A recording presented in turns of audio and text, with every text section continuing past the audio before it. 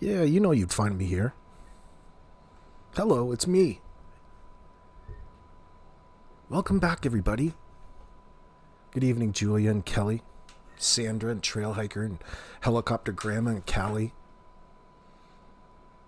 Anastasia in Cleveland. You know, you're only 40 miles away from me thereabouts, Anna. As the crow flies, but you're 40 miles away from me, but you have to go about 4 hours of a drive, if you can believe that. You have to go around Lake Erie. I was just on the other side of Lake Erie than me. Hi. Hello. What's going on? Yeah, we had to fucking kick out. We had to ban a bitch today.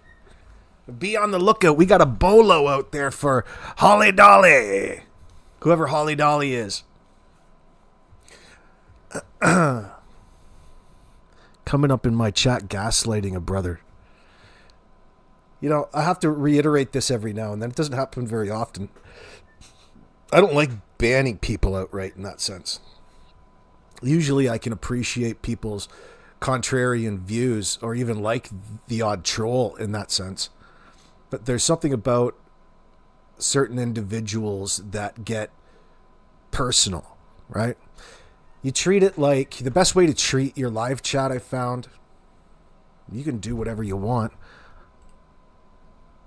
Oh, no, don't do this to me. Stream status is good? Okay. We're going to muscle through this. Just a sec. Let me close out some things. Close that out too. Last time I had it open. But getting back to what I was saying, treat it like you're an umpire in that sense, in whatever sport you're favorite to. If it's a ref, soccer ref, baseball umpire, everything's fine until you become irrational and you start to become personal in that sense. Like, when you start to tell me what it is that you think I'm doing, you're taking me out of context, it becomes a problem, right? Then you're no longer factual. So as Holly Dolly ended up telling me that she thought I was an extension of the abuse that Daniel's carrying out on Malaya.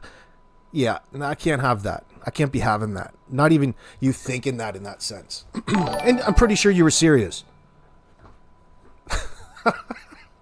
That's because she didn't like Mike's or Ninchi's take or my take. And I didn't have very many. I read out really the comparison between Mike and Ninchi's, but I had my own 2 cents in there too, and it didn't waver very far. It has everything to do with the lies at hand in this sense. Now, you can be a victim and be part of the issue here. You can be a victim and be involved. All right? Just because Malaya, we're getting to know more of the situation and identify the way that Daniel was victimizing her, doesn't put Malaya in the clear in anything in the circumstance. And the problem still stands. And this can all be changed. This is the game that they're choosing to play for self-preservation, most likely. But the problem is when you assume the lie that those children wandered out into the bush.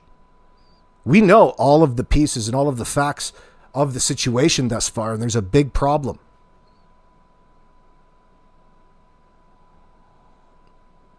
And then I said, Cheryl had a big fucking neck. Big deal. That was my way of changing the subject. Of course, they didn't like that comment either. Looking like Daddy Longneck. But it's not just about not agreeing, right? It's not just about, okay, I don't expect everybody to think the way, nor do I want you to think a certain way. And I speak a certain way to evoke thought in your own mind in that sense. Okay? Sometimes it's sarcastic, but to go above and beyond. And I spent a long time yesterday talking around things, especially to this Cheryl and the friend situation. I left an opening that they could get out. But what supersedes everything is the lies and deceit and light of what happened to Jack and Lily, no matter what details that we've come to find out yet. That's a major problem. And there's a reason why Malaya's not addressing this fucking mess that she and Danny have got themselves into. She's too busy posturing and positioning herself to look a certain way. And I'm pretty sure the RCMP aren't having all that easy of a time with her.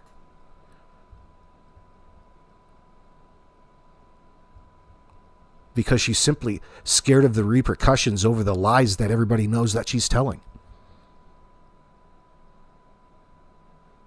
So if you're close to her, if you're in a position like Cheryl is, it's better that you don't know anything.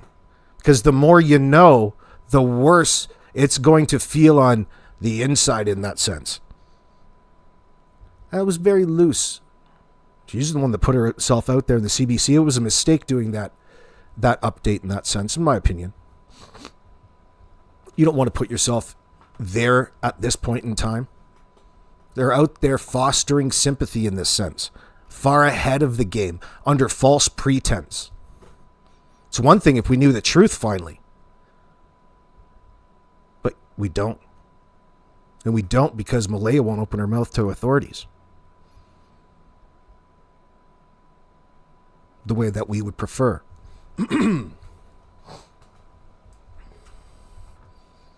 So yeah, kiss my ass.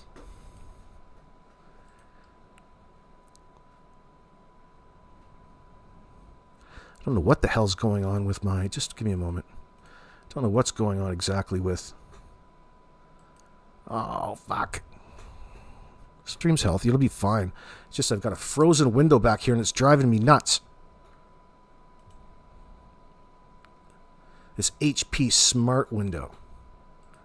Stupid fucking things. You know, it's 2026 and still printing paper is like the biggest pain in the ass. Like when it comes to software, what a scam that is, isn't it?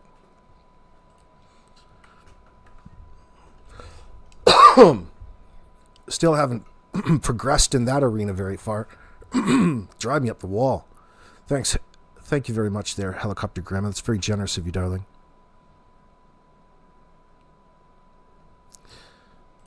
So remember the other day I couldn't find a particular troll comment.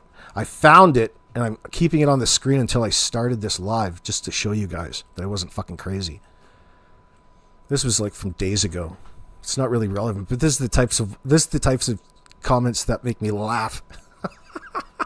It make me giggle out loud because I know it's Janie and Danny. This is the type of shit, and it only comes every so often. It's not a frequent thing. This music fiend. Like, if it's not music fiend, it's not even a word in English. Like, I mean, find is a word in German, but fiend is misspelled, so I assume it's Kent and his idiocity. Listen to this.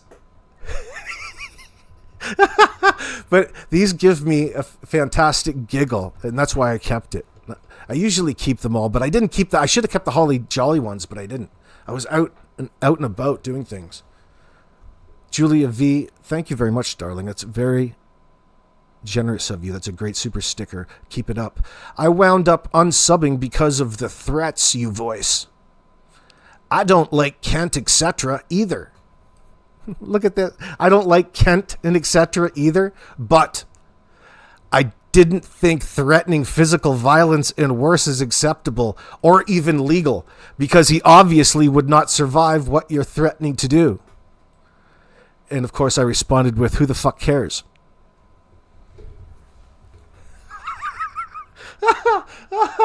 Oh, fuck. Like, listen, friends, there's somebody for everybody type of thing. You know where I'm going? Oh, Holly Dolly or Holly Jolly? Yeah, Michelle, one of those accounts. They were over in Mike's a little bit earlier ago telling somebody else that they were right, and then in the comment section talking about Jordan Geddes. Do you know what I mean? So I got a good eye for these assholes in the background because it's usually something that I says that triggers them in a certain way. I try not to decipher it. It's just the fact that I felt made that person feel a certain way in that sense for whatever reason. I try not to put myself in a position where I'm going to be wrong in that sense. That's part of being a speaker that, isn't going to annoy you too much. You don't want to be in a position of telling people what it is to think, that they need to think. Now, no, this is a different one. This isn't Holly. This is a different troll comment. This is the one from the other day. But the only negative comments I get is in response to the things that I tease Ken about in that sense. And I'm absolutely right on the money, and I'm absolutely serious. And then I just add on the fact of all the things that I know. You know how it goes. Dude, you should be laughing, Kent, but you're sensitive. You're obviously not going to survive what I'm threatening to do. Look at how many times do you want to use that word? What was I threatening? You don't think I know the difference between a threat and a not threat? God bless them. God bless these sock accounts sometimes.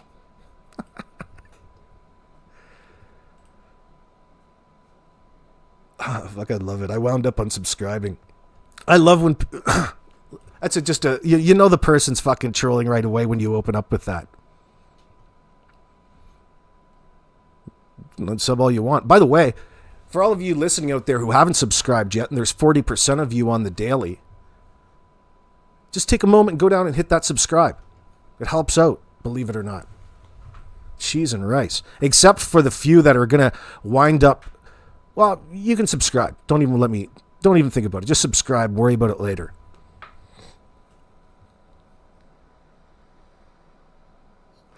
I love it, etc. I don't like Kent, etc. Oh, what do you mean, like Durwood and Janie? And who else? Danny you don't like? Christ. Where's the other ones?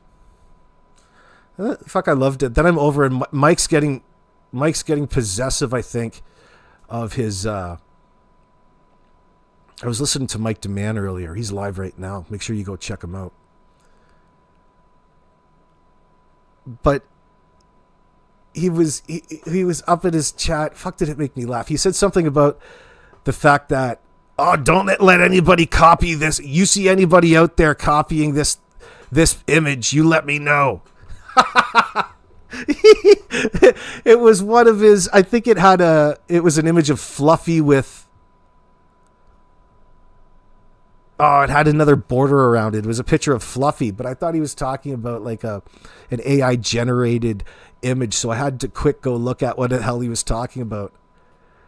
Don't worry. I don't think anybody's going to be copying that, but it was good. It was clever. So I wouldn't think so, because I know Mike and he's not that fucking dumb. You think that piece of beautiful art on your screen right now, Mike, is somehow belonging to you and your creativity? Well, I probably made it listening to you.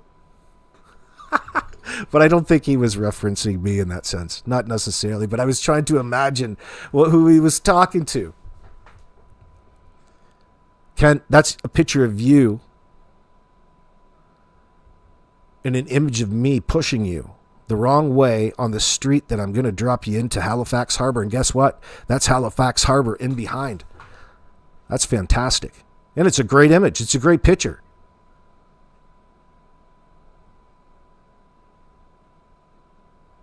Global news right on camera. You know, I was thinking about something earlier that I hadn't anticipated in regards to there's a disconnect between mainstream media and social media. And it makes a lot of sense if you're working for a private business, because your job in that sense is to always get a camera in these individuals' faces. Like,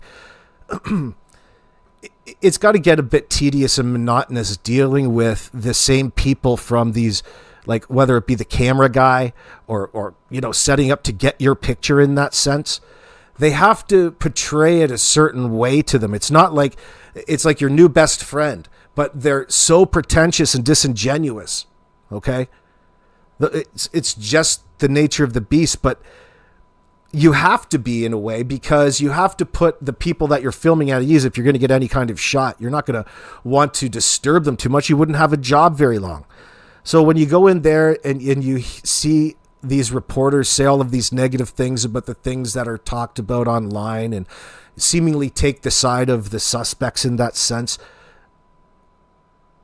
I think that's more to speak with their experience in that position, try to humanize and give the person whom you're interviewing the benefit of the doubt.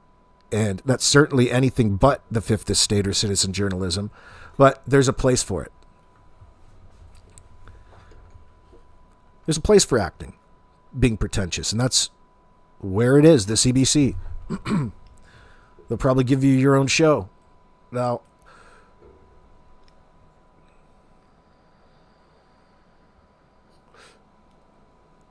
Janice, how dare you come in here and start spewing all of that? Well, they must have really progressed if they're saying it's now criminal. What do you mean here, Janice? You coming in here, you're a newbie, you're throwing around these claims. So what are you saying? It's now switched from a missing persons case to a criminal case? Well, how do we know that? How do you know that? Come on now. Or are you just loosely saying what we're all saying anyway and what Rob McCammon was saying already in his interview? Is that what you're coming in here telling us about?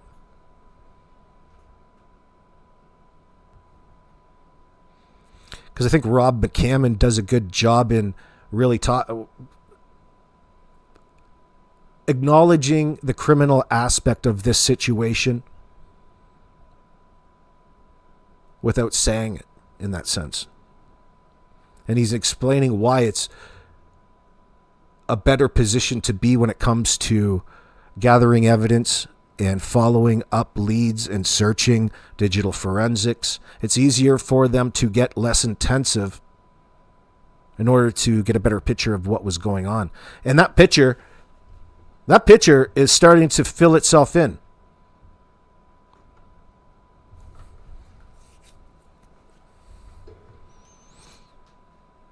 Helicopter Grandma says, in my opinion, there were 3 adults on that property. Jack and Lily lived in a terrible, toxic, hateful home and property. They were all responsible, in your opinion, and more people, in my opinion.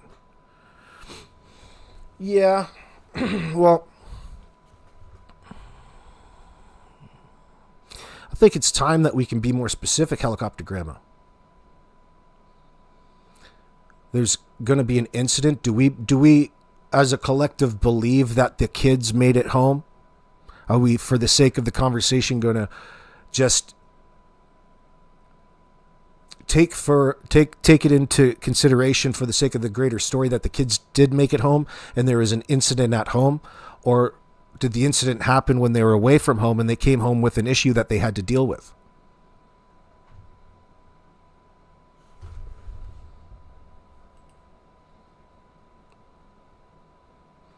There's Danny with the lobster claw. Oh, look at that. It's so good, Ken. I had that in mind when I was thinking of you. We'll deal with it.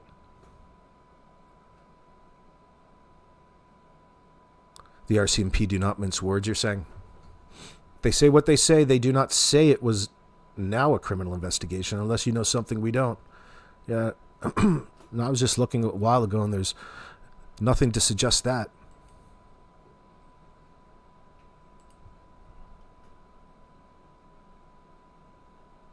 So, I don't know, Janice. I've given you all kinds of time to answer. Are you going to answer us in chat? Or are we just going to take advantage that you're here and you're just friendly? You're friendly? Or is this a Holly Jolly sock account? Like, really, how dare you? How dare you come in here with that nonsense? We almost fell for it.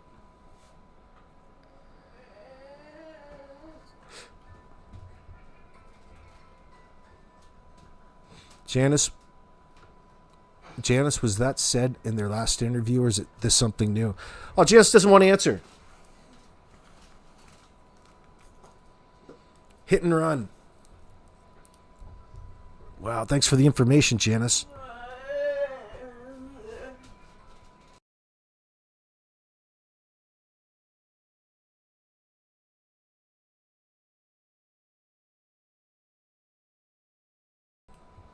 One moment, what are you saying? Oh, I can be more specific. They did not make it home, or something happened the night before. DM turned the lights on at midnight, but I don't believe one word they say. Right.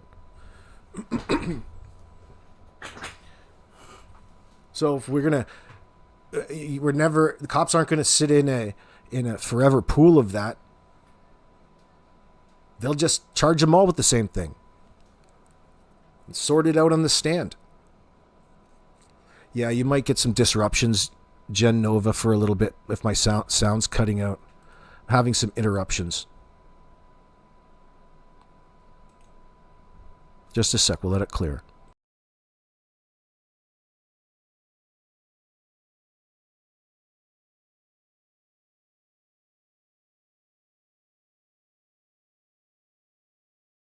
My sound's really cutting out. Test 1 2 5 7 8 9. What effing moron turns the light in a kid's room on at midnight? Well, I don't know if that's actually true. That's just something Daniel said. I don't know if that actually happened. See, it's more likely that he just said it in response to something. It's nowhere in the paperwork. It's an adaptation. But I agree with you, he did say it, because I believe he said it in that sense. I've seen the screenshots. But did that really happen? You know what I'm saying? He says a lot of shit in that sense. And it's already to the point where it could only be one indication, or one thing it's indicating.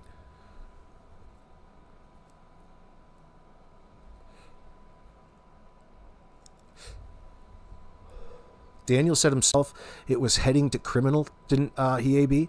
Esther, I guess that's true too. Well, no, not. I guess he loosely, yeah, I guess he brought it up. He suggested it.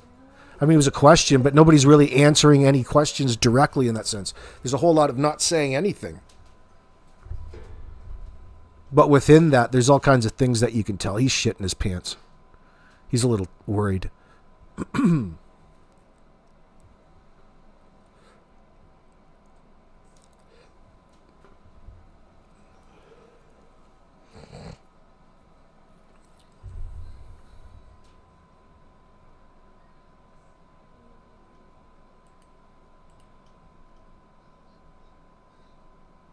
Hold on.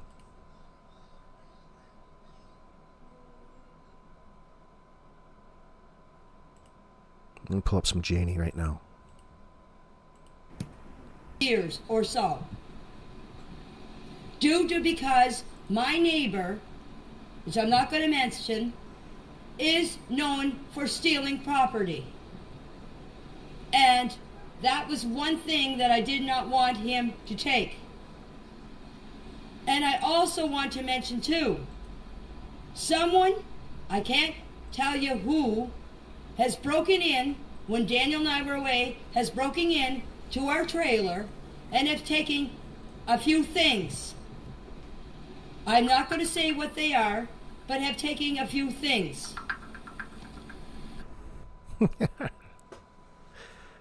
Here, I found this. Dragon Blaze 5555 says, I don't get the anger towards Kent. He organized some merch and sold it for awareness like many people do. Oh yeah, many people do that, do they? Wrong, tard. If he had the money, he probably would have donated it all. Did he misspend it? 2 words. Any YouTubers that have gained followers or money since covering this case could be argued as profit from it, unless they're donating all the proceeds since May 2nd to a fund or organization. I don't know what fantasy world this idiot lives in. You're here listening to us talk about it. That doesn't have anything to do with the case. This is the awareness that you're spreading. You're pimping what we're already doing. Helicopter Grandma, thank you, darling. I said, no, not even close. Kent is a scumbag, enabler, like you are, loser.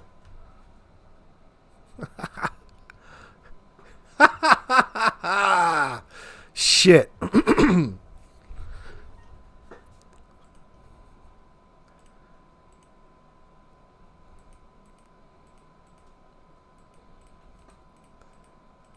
There we go. Here's some Janie. Hold on. So, this whole scenario with this fence, was it Hunter S. True Crime? Was pointing out how the outer fence, like the fence that you see in the CBC video, didn't actually exist and wasn't put up till after May the 2nd. And that the location of the slide and the little playhouse that's half beat to shit with a half a roof had moved a significant difference or a distance. Not a great distance, but it's all rearranged out there. As in, it's not as fucking nasty. And at the time of the disappearance, it looked to be a great big wood pile sitting there. Oh, thank you very much, The Real Norbeaster. I appreciate that.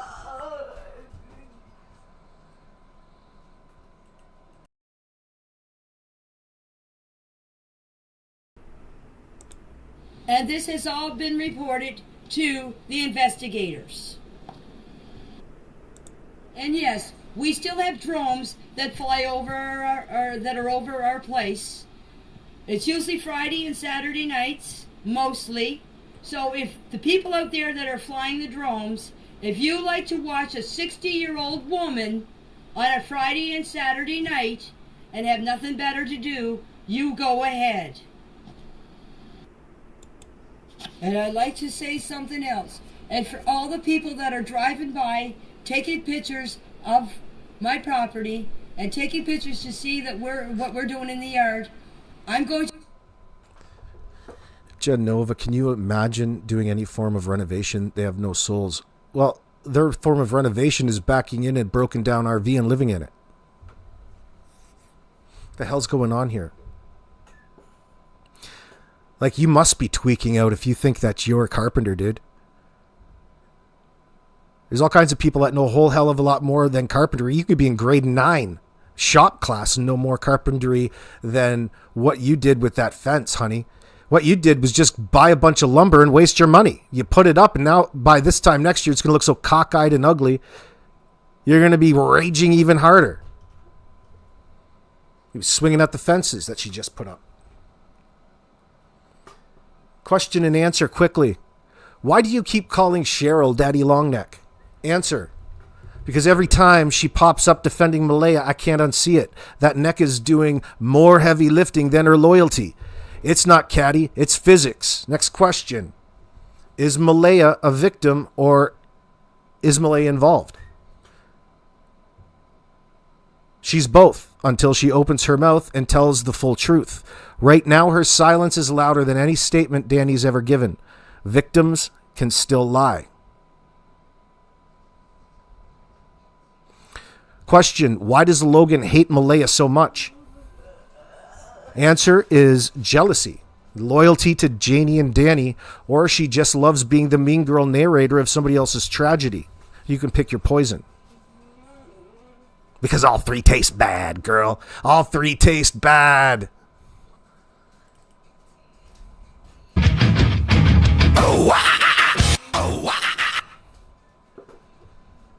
Fucking roast.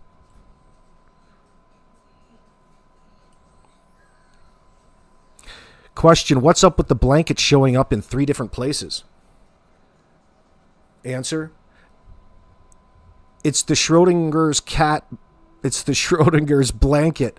Porch, trash, tree, all at once until someone admits where it really was. Danny loves a good mystery he can shrug at.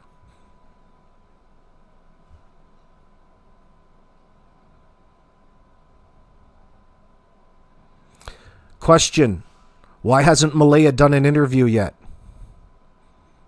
Answer, because every open-ended question is a landmine and she knows it. Cheryl can spin she's shy or traumatized all day. It doesn't change the fact that silence protects the people who hurt the kids. Shy, traumatized all day doesn't change the fact that silence protects the people who hurt her kids. Question. Do you think Janie was directly involved or just covering? Good question, isn't it? That's what we're trying to figure out. Answer for now is she's too controlling, too quick to redirect, too comfortable in chaos to be a bystander. At minimum, she's cleaning crew. At worst, we'll see what body cam shows. Oh, I can't wait. I can't wait to see that. Those RCMP body cameras are going to be hot commodities. Woo! Good to see you, Chelsea Gray. Question. Is Cheryl actually helping or hurting Malaya? Holly Dolly, you'd like to answer this? Answer. Hurting. Every juvenile don't judge her soundbite pushes Malaya further into the corner she needs to crawl out of. Real friends drag you towards the truth, not away from it. Question. When are we getting those body cam videos? Answer. When the trial needs them or when someone leaks. Either way, it's going to be popcorn night. Danny plopping the jacket and Janie fake crying. The dog that never shuts up. I can't wait.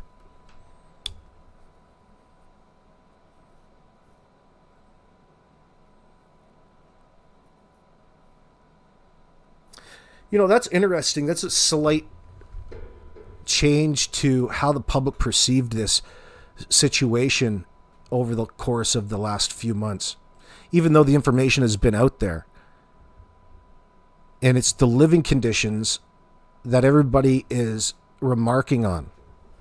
So the day of, you come over, you know, there goes that, you know, Daniel was going to stay up and clean for me. It doesn't sound like, you know, cleaning was just an issue. It was a never going on thing. Nobody was cleaning anything ever. It was cluttered. And there's holes in the floor. I mean, what in the hell is going on?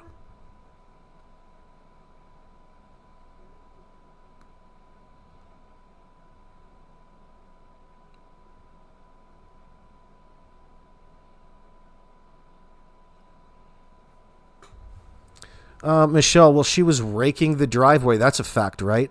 I wouldn't call it a fact, no.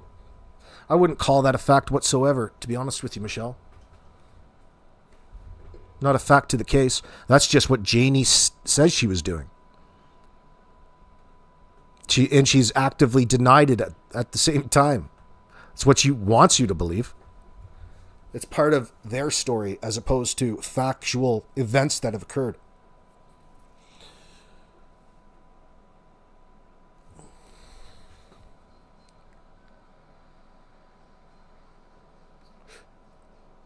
So really what happened, what it's going to look like on the day that they called everybody over there to search,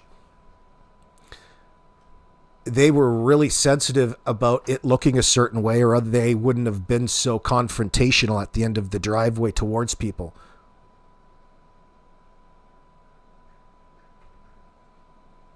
They already knew what was going on.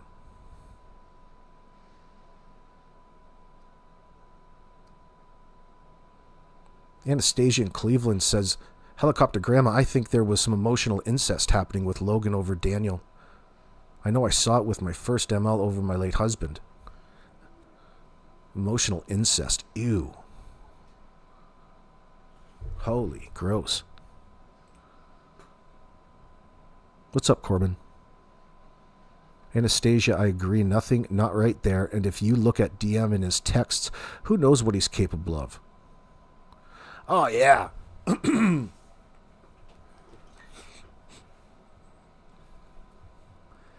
know, that's always on your mind in this circumstance. But, I mean, look at what he's capable of. We're still trying to figure out exactly what he did. Are you confident that it was Daniel? I am. You know, I've got no qualms saying it. I got no problem saying that I feel that Daniel's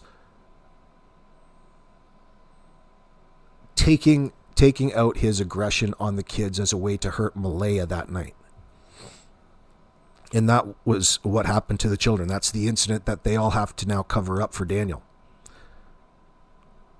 Now, how he did it, I don't know yet. But I don't have to guess in that sense. We'll get enough of the information.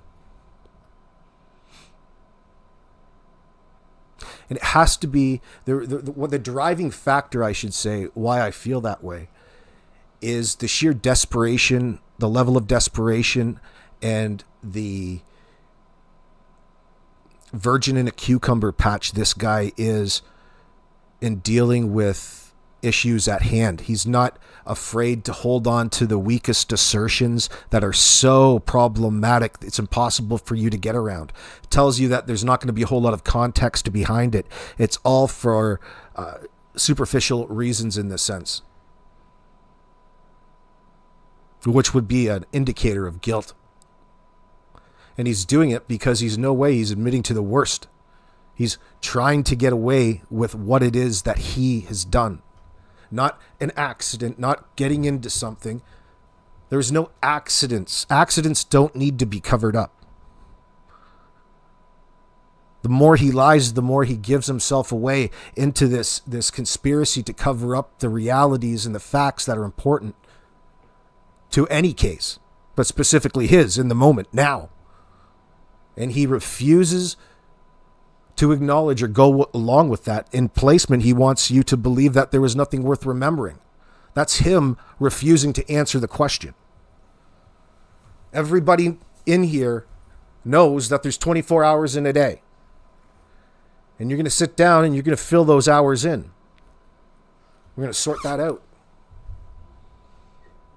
He refuses to do that because what it does to the police in the investigation is it brings them to the next level and layer of questioning, which is going to be a lot more accurate, where he's going to get tripped up, and he's avoiding that area altogether. He doesn't want to get there. He wants to play stupid in that sense. Like this is the cop's first day on the job. He thinks no answer is better, a better placement than the reality of the situation. The reality of the situation is not pretty. Okay, that's why they're all tied into this.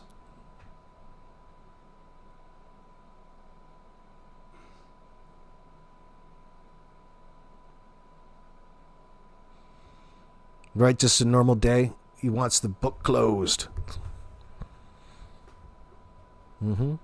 They all seem to want that. They all don't want to progress this situation.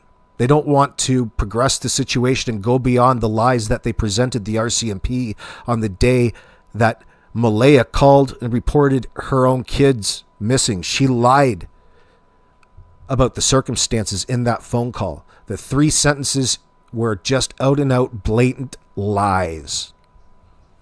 And there's nothing that you can do about that. And that's why people have every right to hold her into account in this circumstance.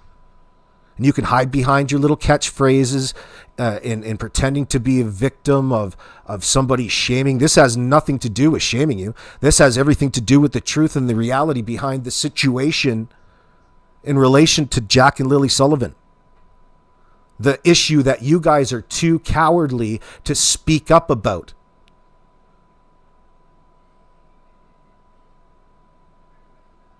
Because you're meddling, no good bitches. You're clout chasers.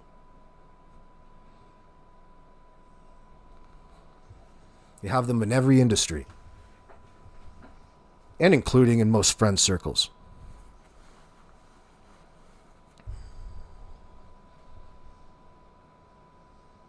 The truth of this situation shouldn't be something anybody's running from. Anybody's worried about confusing the police investigation. That's a selfish, delusional way of looking at things and a self-centered one. Could almost even take it to a racist one. But we don't need to go there.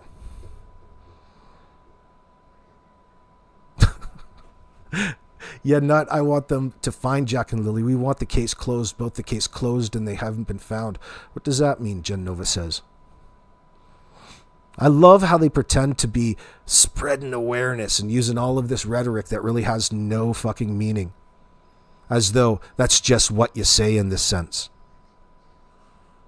This gives yourself away.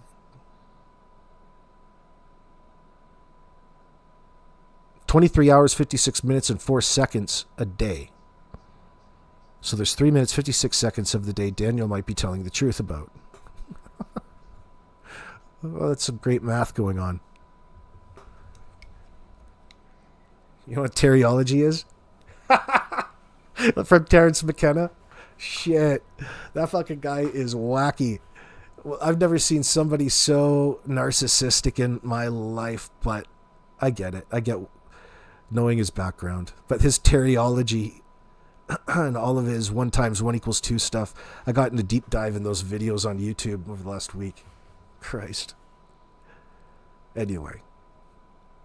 Popping in my head. Esther, if the truth had been told, Lily and Jack would be at peace. Absolutely. I have no doubt Malaya is still going with that particular story that she told everybody, which is a out and out blatant lie. All right. So as long as that's out and all it takes is a sentence, she could call the RCMP. She could go down there right now and sort all of this out. That's what the right thing to do would be. Like it or not. But it's going to really inconvenience Malaya's freedom on some level. And Dan's and Janie's.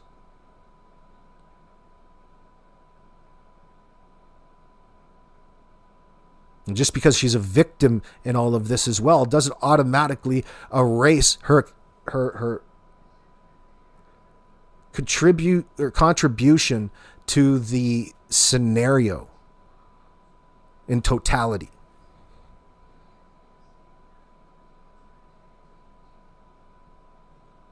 It's not us judging, that's just us talking about a fact. We don't want the facts based on what it is that Malaya wants us to know in that sense. We don't and aren't reliant on it. We'll figure it out on our own, just like the RCMP have to.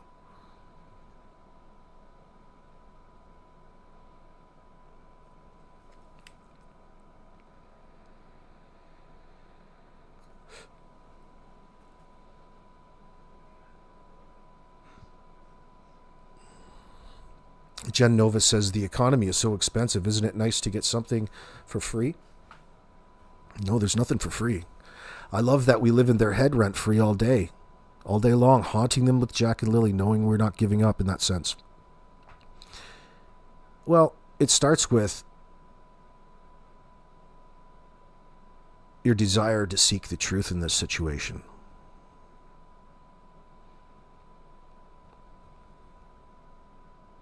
You know, I don't think that there's anything worse than the individual who automatically hears a couple of pieces of information and then adopts a brand new way of thinking and all of a sudden gets triggered into now needing to defend Malaya in a different way, kind of like Holly Dolly does in my comment section. That's the kind of person I don't need, or you don't want to be around to begin with, because you're a little unbalanced in that sense and you're not right.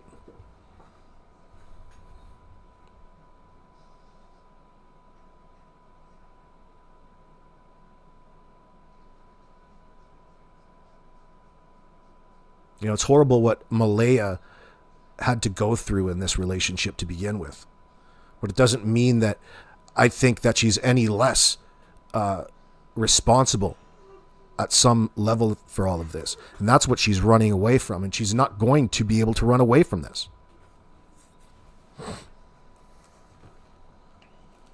She could be doing right. But she's not. Nothing has been confirmed as of yet, so we still believe Wade in what he said about Daniel and Malaya. What do you mean, Esther? I don't even listen. I don't even think Danny is involved in any rug ring. He's not probably not manufacturing it, because you think of it like this. This guy doesn't have any money to begin with. Money's a real problem around there. So at one time, years ago, it used to be cheaper to go and less risky to go and make it yourself, until they restricted a lot of the ingredients that you'd use to manufacture. You can still get a hold of it, but it's expensive, meaning that you've got to have a pretty streamlined business with money designated to buy the materials that you consume, your consumables, if you will, in order to make a profit after you make your product. In that sense, it's more expensive to go and make your own batch constantly. In that sense, it's more likely that he was spending it just buying it on the street. It's fairly convenient that way. And that's what it looks like to me. But I still try to account for, because I put a lot of credibility in Bradley Wong's eyewitness account and Justin Smith's. So just thinking about all of the traffic between that time of night, it doesn't mean that he couldn't have gotten as far to dump packages in the ocean. But what were all of the trips about? How do you account for that? Let me know in the comments section below. I'm interested to hear people's feedback, because I'm still open. I still wonder. I still like to know. I still consider all of the things. We know Janie's out there digging holes and raking and doing all kinds of weird shit by admission. Is she telling the truth? Is it just a bullshit line for actually telling you what she was really doing? And what was she really doing? Whatever it was had to do with evidence, no matter what it is that she's talking about. Something was going on during those hours.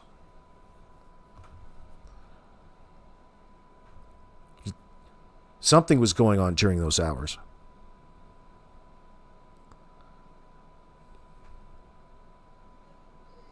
So what were all of the trips for?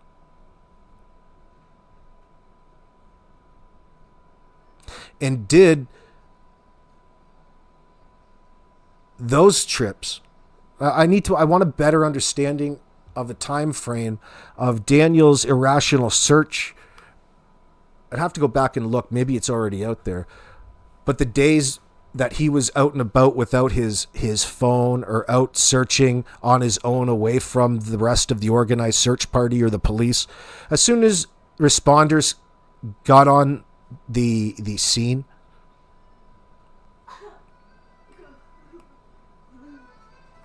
I shouldn't say that. I don't want to tell the RCMP what they should have done, because I believe they let him just walk around so they could observe him, figure out what it was that he was doing. All of this is on camera. You can watch it at any one point after the fact and try to figure out what part of that country that Danny was in at that point in time. Now, we're obviously not talking about, we're talking about two children who are missing at this point, who we're suspecting are dead and that Dan has disposed of. And Janie, of course, helping with the cleanup and cover-up. The question is, what did Danny do with those packages? How did he dispose of them?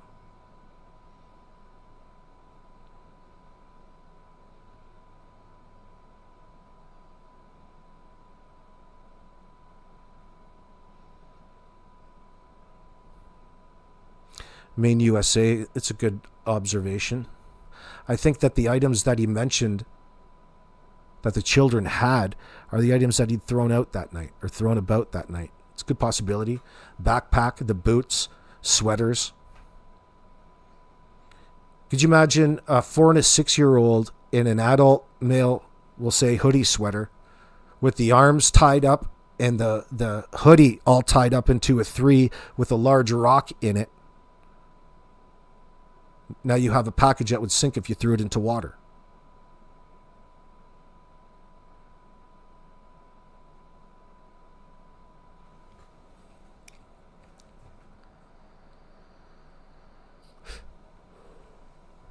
I can't decide yet on the type of individual I think Daniel is.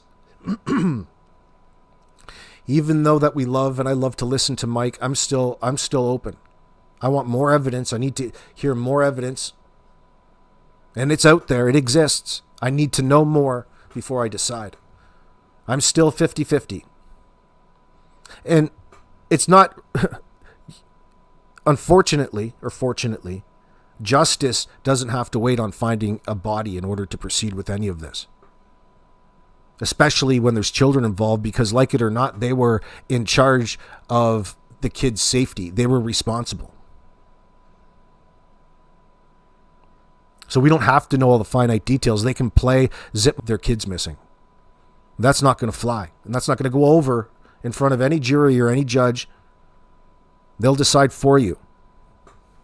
And they'll just prove that you lied and proved that the children were, it was impossible for them to survive on their own, therefore passed.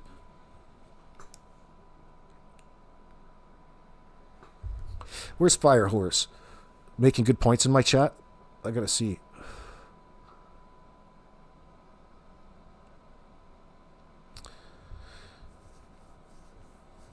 Firehorse asks, why would MBM continue to cover things up? You want him to play devil's advocate? Why would MBM continue to cover up things if DM alone was responsible? Especially since DM and Janie were... Well, the answer to that, the quick answer to that, the law, depending on what happened,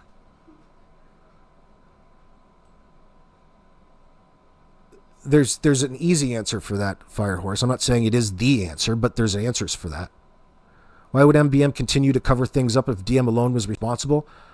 Brainwashed into thinking that way. She was easily controlled. She's a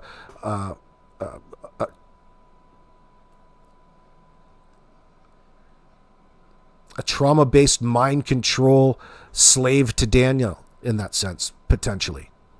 I'm not saying that that's true, but we know that all the elements are there. If DM alone was responsible, especially since DM and Janie were front and center in throwing her in front of the bus, that's what confuses me. Well, I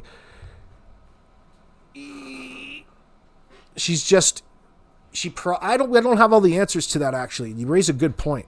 I'm just trying to play devil's advocate.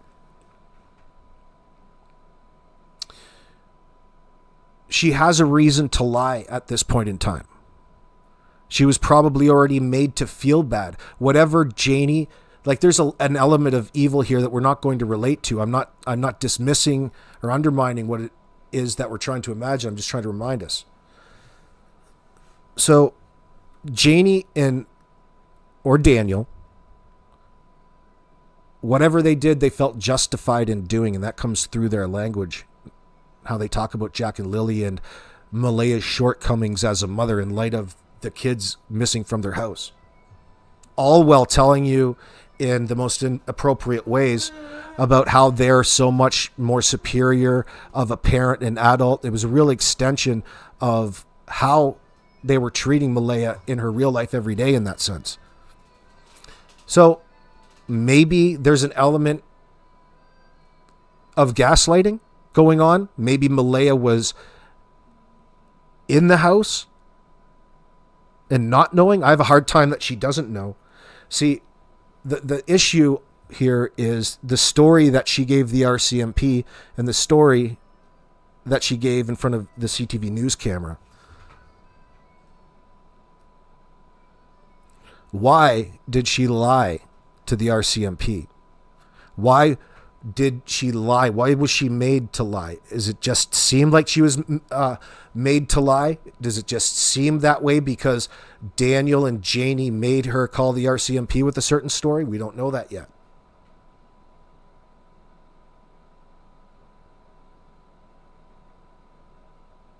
Oh, is my audio back in on and off? Some of you might get some disruptions. I apologize for that.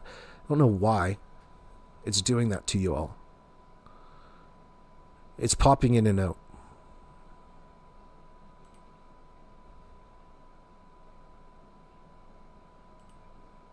You might get some interruptions, but I'm not going anywhere.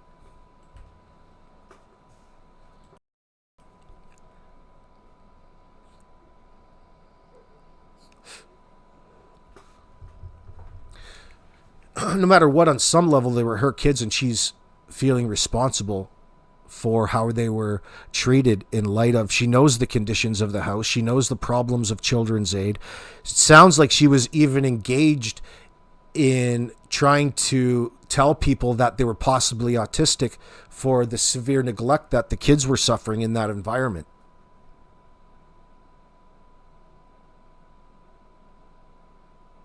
So is that Malaya giving up on the kids? Is that Malaya, because it's ridiculous. It's nonsense that she's bringing that up. It's pointless. And she's trying to drive home the point with other people. Like, she's in no position to be telling what it is that she thinks her kids have. Especially when they don't exhibit any of the behaviors. He had the same shoes on the next day in the interview. You wouldn't be able to wear shoes. They'd be soaking wet from the day before. How do you know? You can't. What shoes are you talking about? Danny's?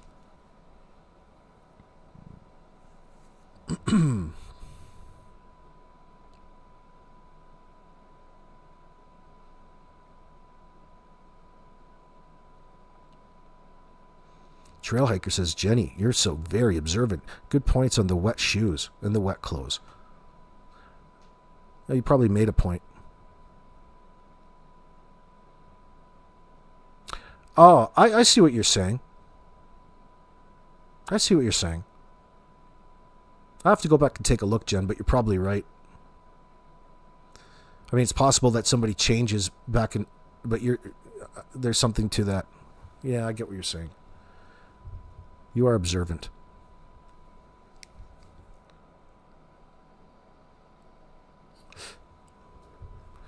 Yeah, Firehorse, that's what I mean. I feel she might have been more involved than we think, dual perpetrators, in my opinion. Yeah, we have to figure that out, though, don't we? I mean, right now, as it stands, they're all saying the same thing in that sense. And we don't believe their story.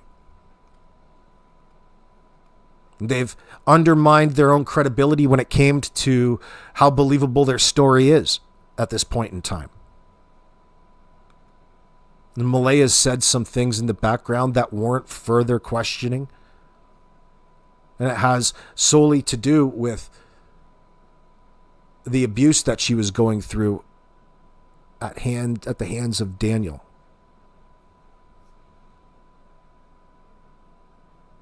But it still doesn't make her, it's not a magic answer to all of our questions. It's just something else along the road here.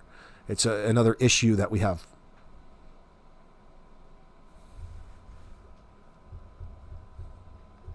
It didn't seem like she was too eager to acknowledge it as wrongdoing or something that she wasn't just going through, or any other couple didn't have ups and downs, and it seemed like something that she was willing to put up with.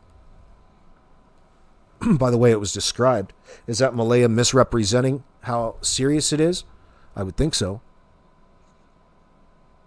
What Cheryl probably meant to say is that she's a person who wants to avoid at all costs. Yeah, we've noticed. She's a mistress of avoidance. Any sort of confrontation. Yeah, like her being confronted with her wrongdoings. We've noticed. That's the nonsense that we can't stand by. As a friend, you need to drag her out, break her out of her fucking bubble or shell, and make her do the right thing.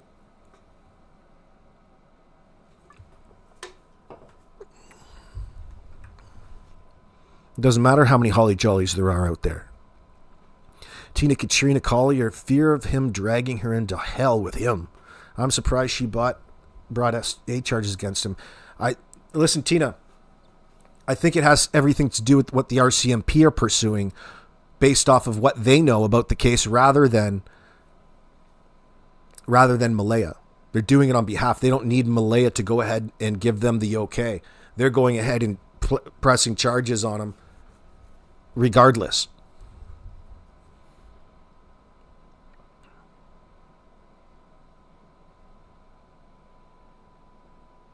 If it was solely up to the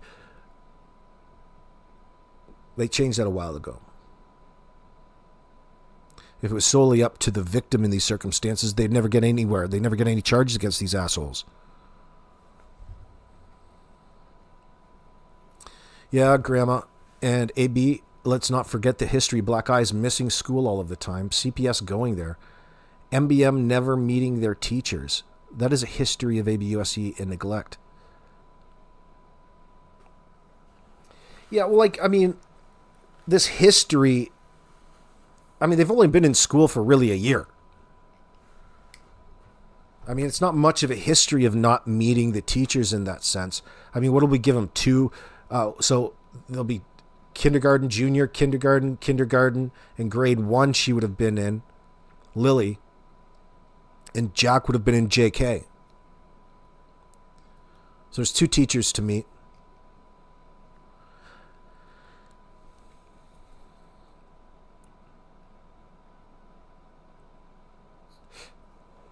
However, like, I mean, that's changing. I got to say it. I mean, I went in there to meet my teachers, assuming, because it's the way that I've always thought it worked. Like, you go in to meet the teacher night, usually in September, or you talk to them in that sense.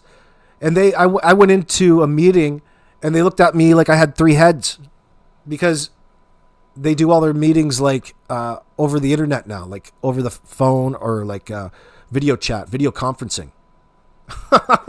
I'm like, fuck, nobody told me that. This is like the first time I ever had that problem. So, but there's all kinds of other little things alongside that or with that. But what it would indicate to them is parents who are uninvolved in that sense. Like, they just tell me, they tell me not to come in. So maybe it's me. Maybe it's something about me. Could be.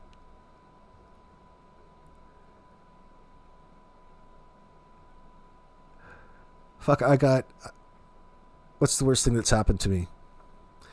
Last year, I got my paper bags mixed up with my daughter's lunch, and I had a bunch of like freshly trimmed buds from my garden in fall, and I put them all in my paper bag, and I thought if I put them in that paper bag right there, they'll be safe for the day, just to kind of dry themselves out. I just had them on the counter in the fall, and it ended up that I was in a hurry, and I did my daughter's lunch with these same paper bags, and I forgot that these buds were in them, and I sent her to school with like,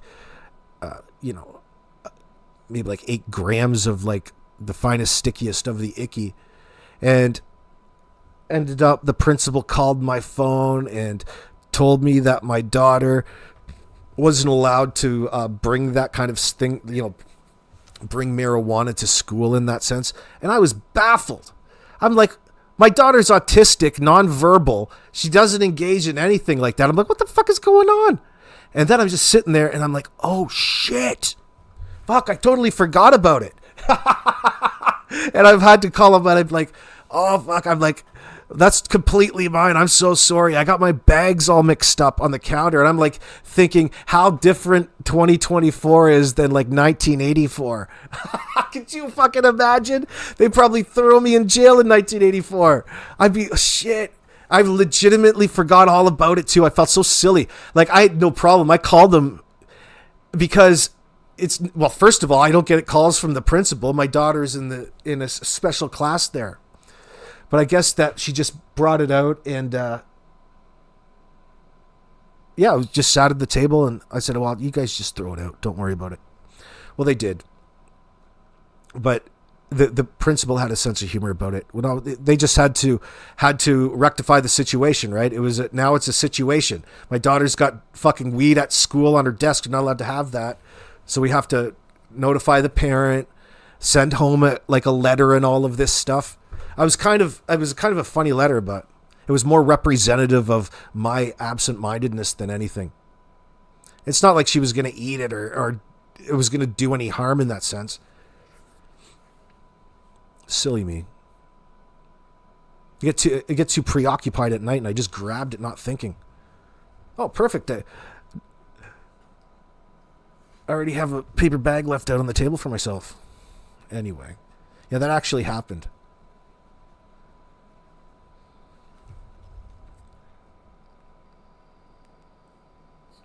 I'm thinking, shit, it must happen in that high school all the time. But I guess it's a different world now. In my opinion, only when now they're huffing. What are they huffing at school? Everything. They've got so many ways to get high in that sense, like even these legal ways like nitrous oxide and all kinds of wacky shit, dude. You can even their access to substances is a lot more. Oh, it's easier now than it's ever been. You can get on the internet and have things delivered to you. You got sciatica too, Jen? Your sciatic nerve is acting up? I feel for you. You got to get yourself get some proper lumbar support. I hate my sciatica acts up sometimes. I'm not about it.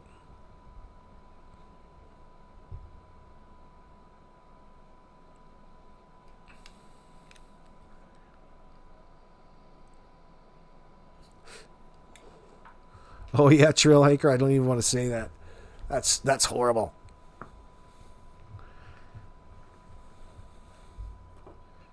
Fuck.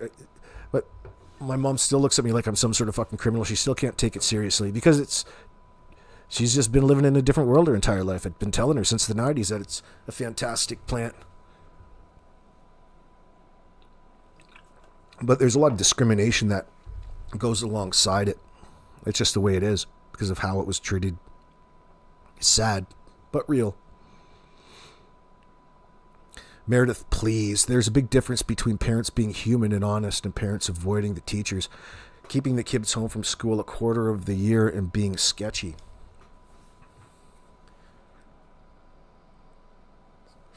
Yeah, I couldn't agree more.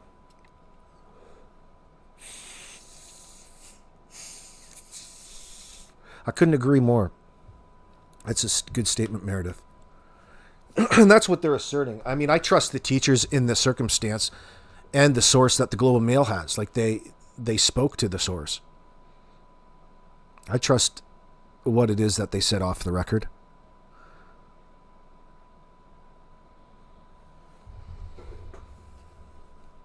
I mean, I highly doubt that Danny was really involved that much. I could have a hard time believing that. They just shut up around him because he was a loose cannon. Helicopter Grandma, you have sciatica too? Oh my God, aren't we a healthy bunch? And other medical problems. Maybe you could leave a bag for me, LMAO. Well, that's why I started making my, I've got cannabis infused balms, but I sell them as pain relief moisturizing balms. I infuse my coconut oil and I mix in shea butter and some beeswax and some oil, essential oils to scent it a little bit. And I put that on my sciatica nerve and it helped me. So I kept making them because it relieved my sciatica way back about 8 years ago. But if you're interested, step-by-step exploring videos at gmail.com. They're fantastic.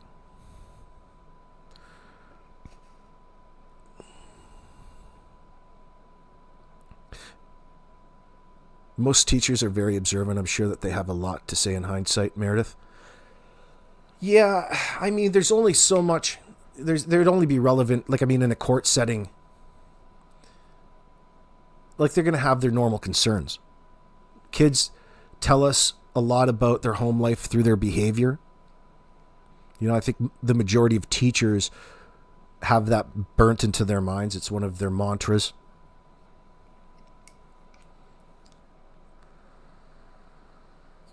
Yeah, most teachers are also parents. Except for the ones that don't have kids. I envy them. My neighbor at the cottage. Oh my God, that sounds amazing. I'm so in love with Lush Bombs. Yeah, I do a pretty good job. They come in 2 sizes. I sent them, what are the scents I have? I have a really good vanilla scent. Eucalyptus. Some people really love the eucalyptus because it's so powerful. What else is in there? Lavender, mandarin, lemongrass.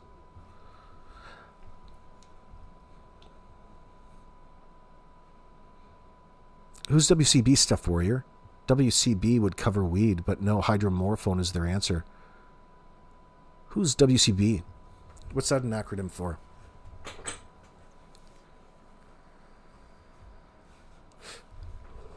Dragonfly love. Is it true? Dragonfly love, is it? Didn't we just reading your troll post to me about the Kent hate? Is that you, Kent? No, is that a different person? Is it Dragonfly love 5555? Is it true Malaya had never met their teachers? I think, yeah, that's what she was mentioning. I was a teacher and I have no kids, but I love children. They're amazing humans. Oh, really, Meredith? You was a teacher? Are you retired now? You're a retired teacher on that fat pension girl? Oh, why don't you look me up, get in my DMs?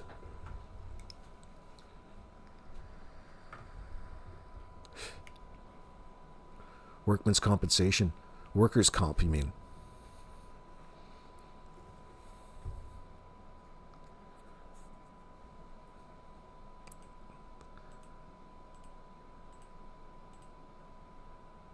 Hold on.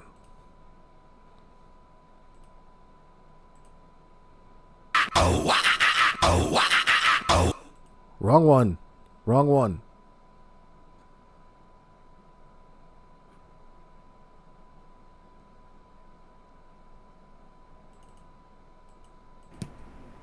Actually sat down and listened to me without criticizing me.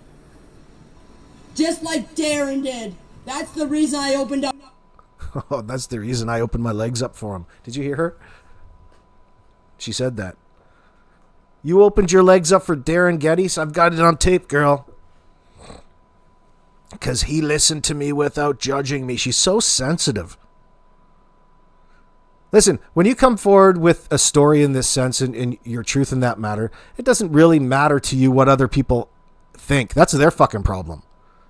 But they're so engaged in how all of this is really affecting their life. Like literally what you're thinking wherever you are is affecting their sleep at night. So stop it, y'all. They deserve your sympathy. Don't you understand?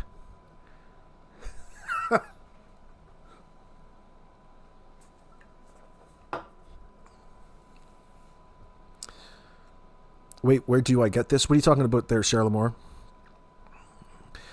If you're interested in my bombs, friends, or those watching later, you can just hit on my name and find my email address in my About section here on YouTube. You can just contact me through that email.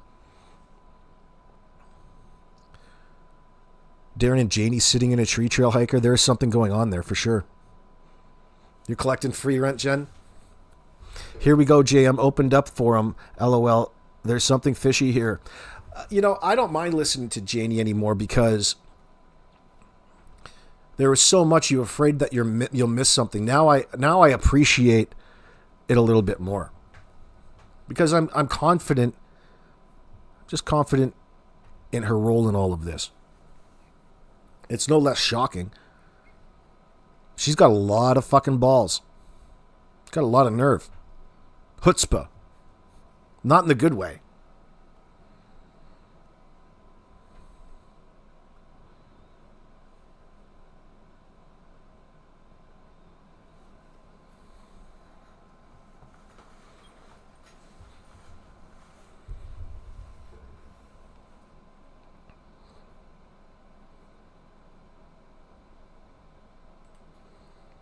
To Darren because he did not criticize me. I listened to him. He listened to me. He did not judge me. That's why I opened up to him for the first time in 2 months. God, if it wasn't for Darren, you're just such a fancy dude, Darren. If it wasn't for Darren, I don't know what I'd do. I haven't opened up to anybody like this until Darren came around. Then I opened up. It's like a song, isn't it? And when you came around. That's Loverboy. Turn me loose. I had to do it my way. No way at all. I actually like listening to Jam because it makes me laugh. Yeah, in a silly sort of way, doesn't it? How do you think they dealt with their through the polygraph examination? Man, she should have just irate. She'd have been vibrating at a high frequency. Zzz. Daniel is about to be living the good life, free rent, 3 meals, and lots of rough, kinky SX. I don't know if he's going to be able to have that in the prison. It's not like you think it is.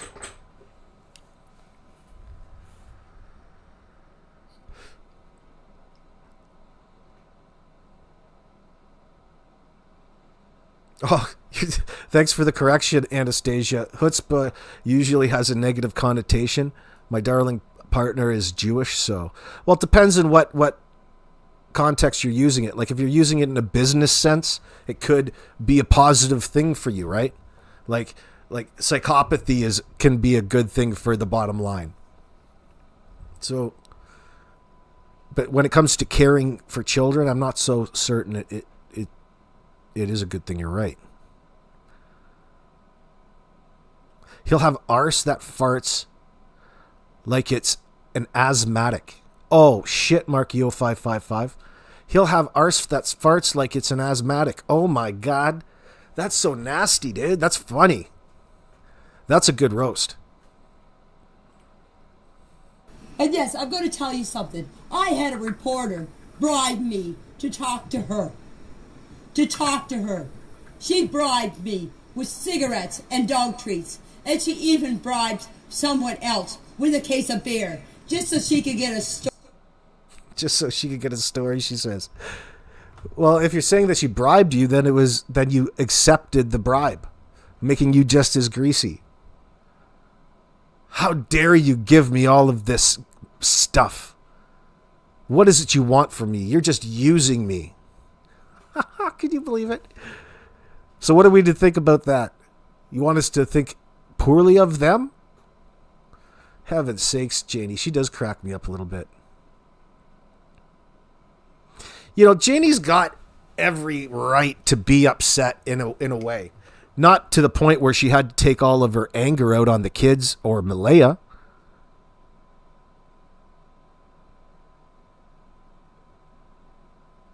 Like, you're the one who allowed them to come back in to your home.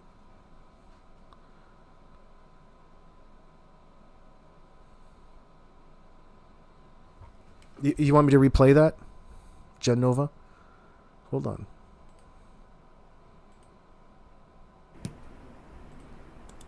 Doesn't mean that I can't ask her is, the question that I asked her is, for 2.5 years she didn't see her, for 2.5 years she didn't see her grandchildren.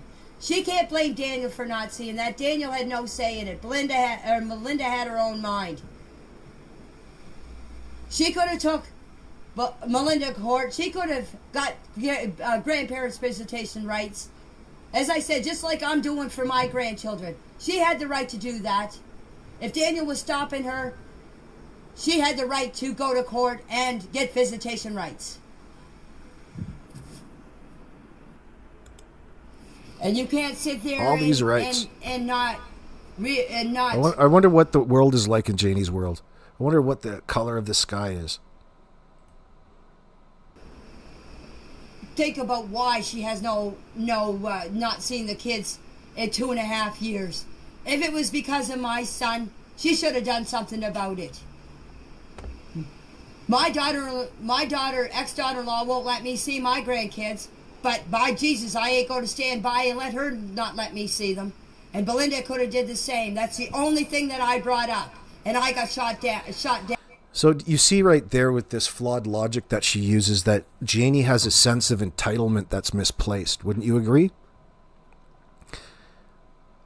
By God, she's not going to allow the parents or the mother of a couple of children who happen to be even her grandchildren to get in the way of her seeing them. She has a real sense of entitlement that disregards, disrespects, undermines the role of the parent to begin with. She's not recognizing. And I think that it's that sense of entitlement that fell onto Malaya as well. Like, nobody is going to get in Janie's way when she wants to go take a shit in the trailer.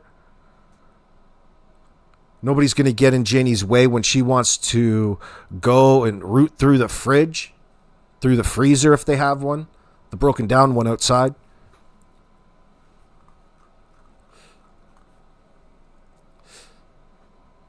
No, Gen Nova.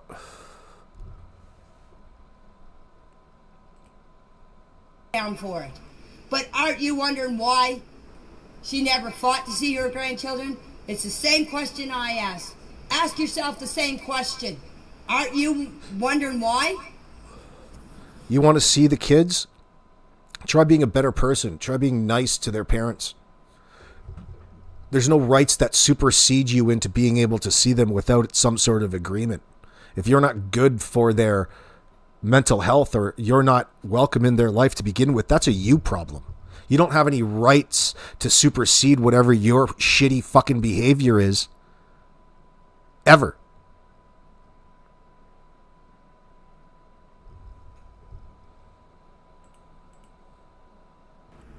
And Daniel didn't have any say in those kids if the grandmother could see them or not. It was all Melinda. Not Daniel. Melinda had all the doings with those two children. She had all the say over those kids. That's a question I cannot answer. The only one that can answer that is Melinda and Malaya. They're the only two that can talk to each other and sort that out. I can't. I'm only telling you what Sunny has said on her show about Daniel was the one that would not let Malaya see the kids. As I said, Daniel had no say in who those kids could see and who they couldn't. It was up to Malaya. Shut your yap, old lady, for a second. Listen, isn't it bizarre that Danny just tells the CBC reporter that Malaya deleted all of her friends on her phone and Daniel's phone? One, why are you deleting friends? Because you're worried you don't want Daniel looking at any of your friends because she's so possessive of such a sexy man? And vice versa. That's just how you guys agreed to do things. Oh, from here on out in our lives, we're going to block all of our friends out because I don't want you getting preoccupied with how hot all of my friends like Cheryl is. Puke. Like, come on. Dude, who is going to believe that, Danny? That's not even an answer. It's not even an answer. You didn't have an answer, a reasonable answer as to why you tracked Malaya's phone other than to say that she tracked your phone. Oh, like, that's still not an answer. The hell's your problem, fun boy?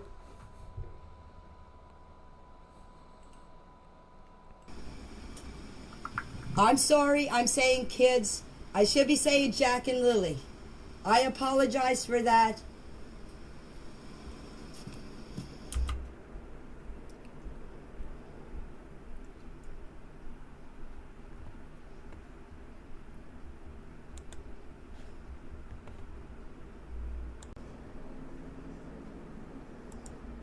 I can't tell you why Malaya is not showing up at the visuals.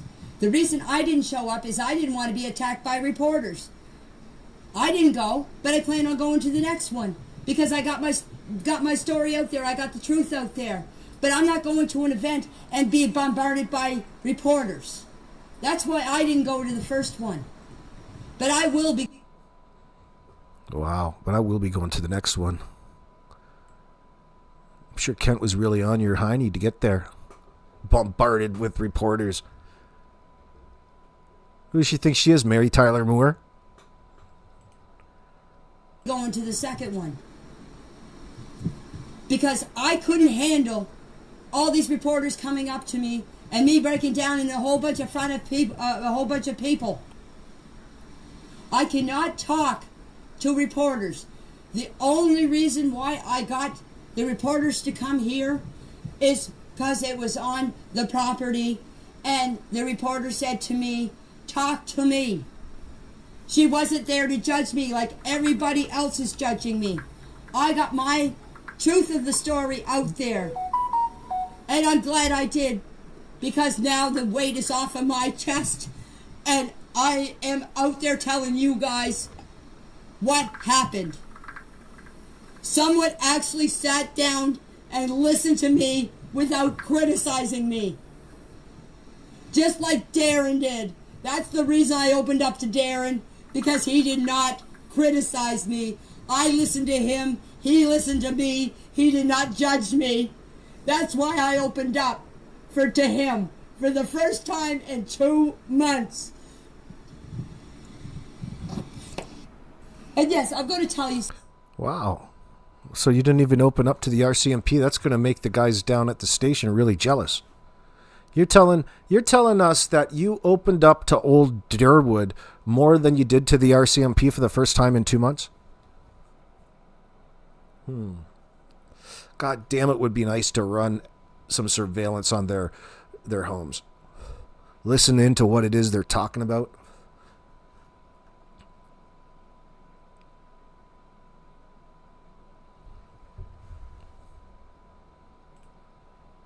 Something. I had a reporter bribe me to talk to her.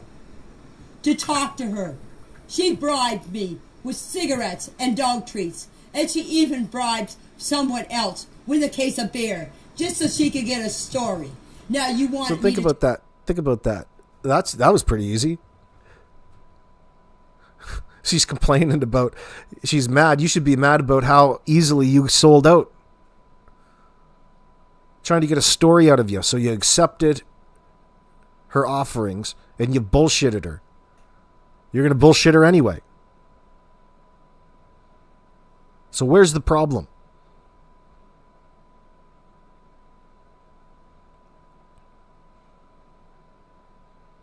Meredith, please. No wonder Daniel's ex wouldn't let them visit anymore. I bet they came back after each visit with lots of crazy stories. Holy macaroni. She's terrifying. She seems like the type of grandma to always have a problem with something. You know what I mean? Oh shit, here she comes.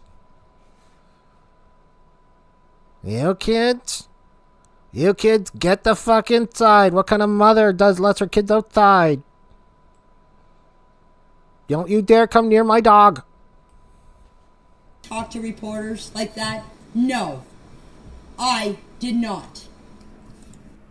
And yes, I'm going to tell you something. I had a reporter bribe me to talk to her. She bribed me with cigarettes and dog treats, and she even bribed someone else with a case of beer just so she could get a... Think about, she's talking about that she was bribed with dog treats. Like that's not even safe for human consumption in that sense. Somebody bribed you with dog treats and you fell for it? She's not explaining the situation clearly, is she? She's trying to make it look a certain way, and it comes through. It's just so silly. Like an ant? Who the fuck cares? What is it you're saying, woman? The fact that you love dog treats, that you eat dog food? Is that what you want us to know? Because that's what you just said. Oh, dog treats to give to the dog. Well, which dog, bitch? Fluffy or the one that you got rid of? Story. Now, you want me to talk to reporters like that? No, I did not. Yeah, it is really funny. For Janie, it's a good clip, Meredith. Allie, I got to meet her before I did my interview. I talked to her. Like I think after listening to this and all of the things, you could listen to them again and pick out new things that stand out to you. But what surprises me about Janie in all of this is how consistently angry she is in everything. Like, she is fucking pissed off nonstop. Everything is a pain in the ass to her, is putting her off, is somehow affecting her in a negative way, and she's not afraid to let you know or speak her mind on all of this for whatever reason. But she's consistently bitchy. Like, there's not 1 ounce of warmth within her soul at this point in time. Now, the question is, what's driving that? I think, Janie's a human being. She's no different, that much different than anybody else. The only difference here is she's trying to get away with multiple felonies of the worst kind in this sense. And she's essentially lying nonstop. It escalates, it heightens her fight or flight, and it forces her, because I don't think she can control her emotions, into this state of constant rage, if you will. Like she's a walking heart attack.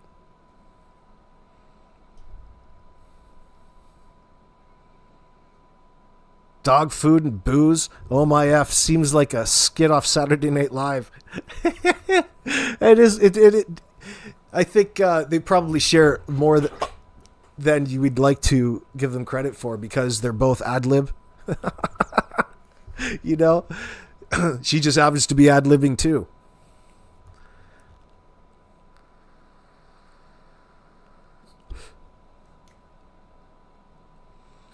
Yeah, that's what I would think, Bonzi. Bribed. The reporter probably asked if she needed anything, and Janie said smokes and dog food. Now look at her. That's not like a thank you, is it? That you're trying to hold it against the reporters. It's so bothersome, troublesome to your life. Think about all the free dog food and smokes you could have gotten at the vigil. If old Kent didn't soak up everybody's last $5, $10, soaking them out for these awareness bracelets. To see if I was comfortable with talking to her, and I did feel comfortable talking to her, so that's why I did the interview with her. Yes, Daniel did do a lot for those kids. Yes, I will say that. And I will also say the only time that Jack and Lily and Meadow ever went to town is when Daniel was with them, because Malaya couldn't handle all 3 kids. And I'll tell you... There we go again. Now, see, the fact that she's misconstruing all of this just to make Malaya look bad is awfully suspect. She's cold and calculated.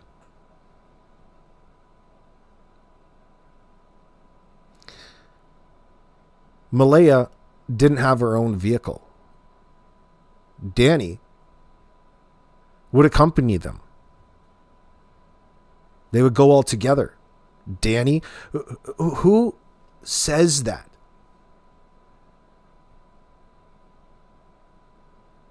Why wouldn't you want to go out as a family? Like, it just overlooks so much and highlights something that Janie wants to look suspicious. But it's so bizarre. Like, it doesn't resemble any sort of relationship. It tells me that Janie never accepted Malaya, doesn't acknowledge that the relationship is anything. It's just 2 people playing house that go to sleep in the same bedroom every night who are yelling and carrying on. That you're ignoring the problem, Janie. Remember, because they're adults and they can look after their own issues.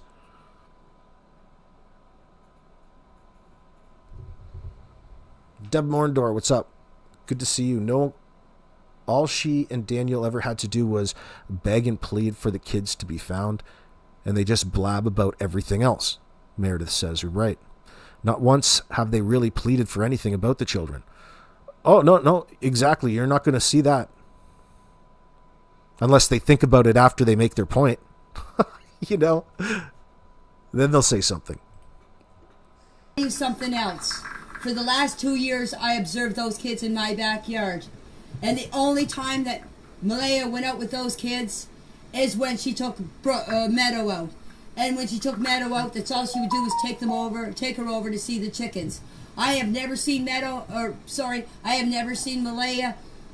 push those kids down on the swing or even watch them go down the slide. I've never seen her out there playing with the kids.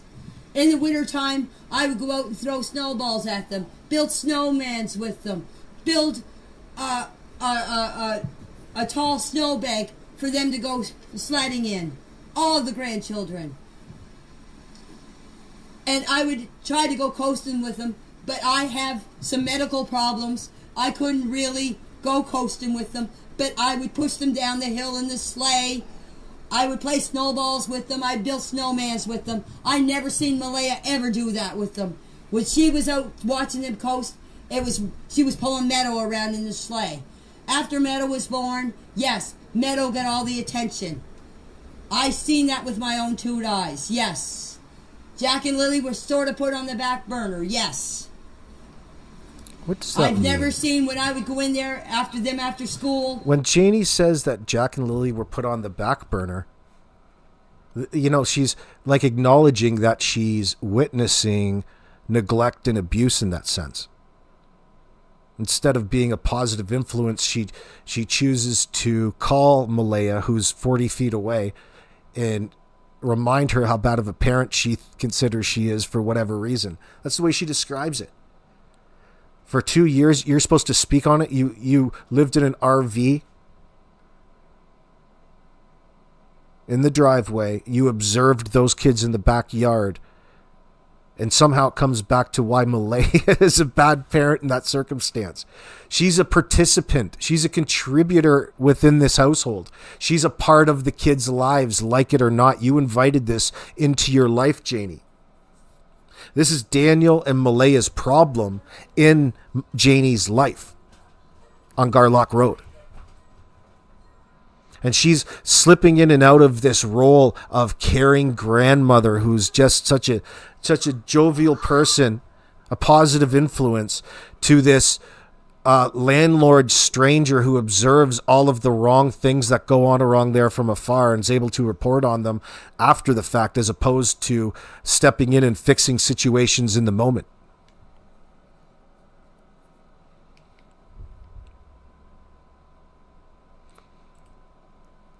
I would never see Malaya sit down and do their homework with them. I would never see Malaya read to them. I would always read to them when I would babysit them. Yes, I babysit Jack and Lily. Whenever they went somewhere, I would babysit them. And I had no problem with Jack and Lily. Jack and Lily would sit with me and watch TV. I would take Jack. He would hold him in my arms. He would pretend he was swimming. He would pretend he was playing airplane. Lily would be running around showing me her dolls. And, like, yes, I did more interaction with those children than Malaya did. And as I was saying, if you have to call their mother to tell them that Jack has no boots on or Jack has no coat on, and if she's supposed to be watching them all the time, that's a bunch of bullcrap. Because I would even watch my other 2 grandchildren when they were out in the yard, and I would always keep an eye on them when they were in the yard. And I was always yelling for them, where are you guys, where are you guys? And the only time those kids really got outside is when she was putting Meadow down for her nap. And when she would put Meadow down for her nap, she would go down for a nap too with Meadow. Well, as I said, that's between her and Malaya. Well, as I said, that's between her and Malaya. Well, let's start with Jack. Jack was a curious little boy. He was a happy little go-lucky boy. But I'll tell you, if he didn't want to do something, he wasn't going to do it. Because when I would get after him to put his shoes on, and when he was running around his bare feet, I would say, Jack, put your shoes on. I've said this. And he would just stand there and put his arms up, fold his arms up, and go, eh, eh, eh, eh. And that's all I would get out of him. Other than that... That's crazy. He was a curious little boy. That's all he... That's so nasty. Does anybody else get freaked out listening to that? Eh, eh, eh, eh, eh. Like, how many times is she going to do it? I mean, heaven's sakes. That's all you would get out of him. He was a curious little boy, and that's all I'll say about him. Yeah. The only thing, you go over and poke him with the stick, and the only thing that he would do is grunt. Is yeah, yeah, yeah, yeah. Holy mackerel, man. Like, there's nothing in the tank. There's no positivity. There's no warmth in the tank. No. You would think that a woman who has had 2 kids in her life, maybe she's just that filled with hate at this point. Think about all the positive things that there is to say about somebody. There's always exceptions, I guess. Oh, boy.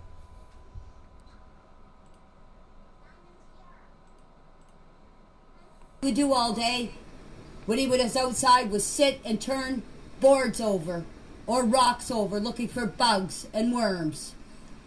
I had my granddaughter down digging worms for the chickens, and he would come down there and he would grab every worm that he could see. And when it would come time to go feed the chickens, he goes, "No, they were my friends. I'm keeping them." He would play on the swing. He was a happy-go-lucky boy. Lily, she was a Miss Prim girl, as I would say, if that's what you call it. I guess they call her a diva or whatever, but to me, Miss Prim. Because whenever she would get her clothes dirty, she would go in and change her clothes. I never knew what that girl was going to come out in. She had a kitchen out in the yard. I had a play kitchen. I got a play kitchen for them. Well, for my oldest two grandchildren. And when they weren't here, that's what she did. She'd play with the kitchen. She'd make mud pies. She would pretend she was making hot chocolate or coffee or tea. If a bug got around her, she would scream, "There's a bug, there's a bug." And she would go running in the house because there was a bug. Jack would just say, "Where's the bug? Where's the bug?" That's all they ever, from what I observed, they just played on the swings a lot. Her and the oldest grandchild would play on the swing. They would sit up there and they'd sing. I would sit there on my doorstep and listen to them sing. They would run around the yard, and that's all I ever heard was Lily saying, come on, Jackie, let's go, Jackie. Come here and play, Jackie. Come here and play." They were bright little kids.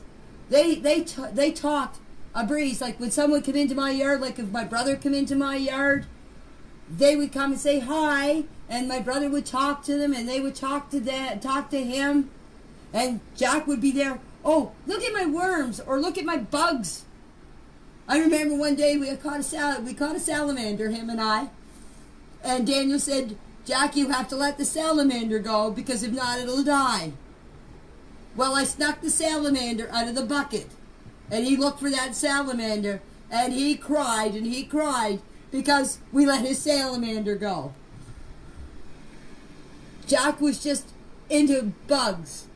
He loved bugs. Lily was into the kitchen, making mud pies. And then when my two oldest grandchildren would come down, every second weekend they would come. My oldest granddaughter would come in here and they'd say, "Granny, we want some snacks to go up to the little cabin they built, or the little fort they built. They built it themselves out of sticks and brush." And I'd say, "There's the fridge." My other two grandchildren, they could have whatever they wanted. My fridge was like one of those doors when you go into a store. It would open and close all the time. My oldest granddaughter would come in here and she would take snacks for all of them and pack them in her backpack and go up to the camp. And another thing, the backpack thing. I've never seen Lily outside with that backpack. Daniel told me that they always tried to keep her from taking it outside, but I've never seen her with that pack. The only time outside playing, but the time I did see her with the backpack is when my two other grandchildren would come down. She'd want a backpack too because the oldest grandchild had a backpack and she wanted to be just like her and have a backpack.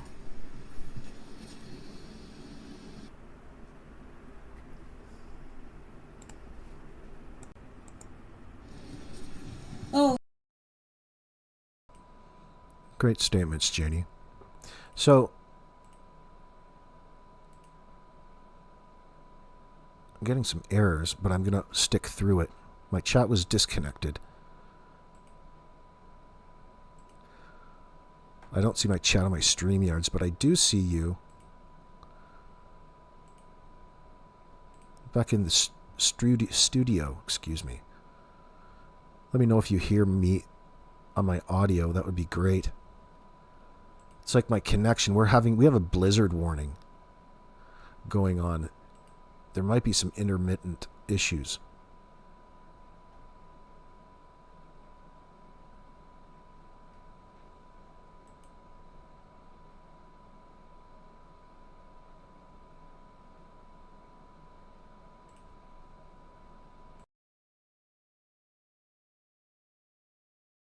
And another thing, when we go walking up the old road here, up the top of the hill here, up above my place there, if Jack didn't want to walk, Jack wouldn't walk. He would stand there and he would just. I'd say, "Come on, Jack, we're gonna walk." He would stand there and he would stamp his feet, fold his arms, and just look at me. And I'd say, "Come on, Jack, we're going for a walk." I'd have to go and take him by the hand to make him walk. Jack was a kid. If he didn't want to do something, he wasn't going to do it. Lily, she would walk along. I'd have to yell at Lily, "Lily, wait up for us, wait up for us." But Jack, no. Jack would not move if you didn't take him by the hand and tell him to come on.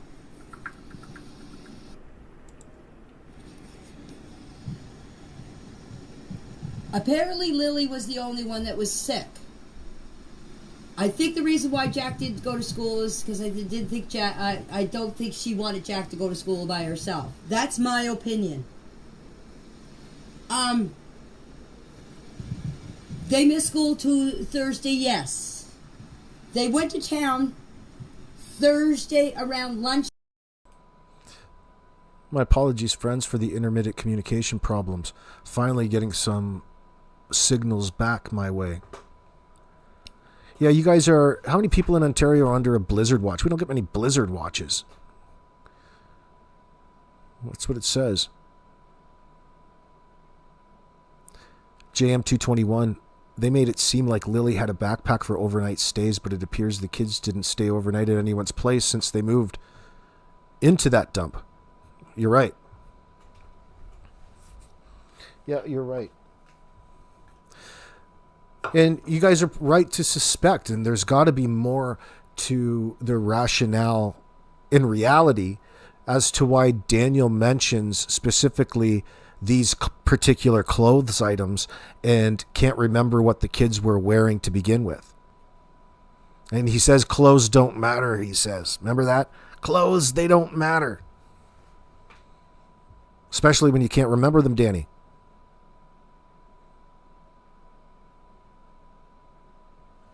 Helicopter Grandma, here we go. JM would drag Jack in the woods because Jack did not want to go with you, witch. Making those grunt noises. I couldn't even... That's just...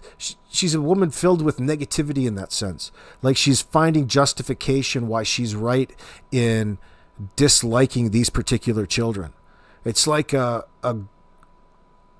protagonist, or no, maybe the witch from medieval fairy tales. Like Hansel and Gretel, the witch that kidnaps Hansel and Gretel. Nasty old hag.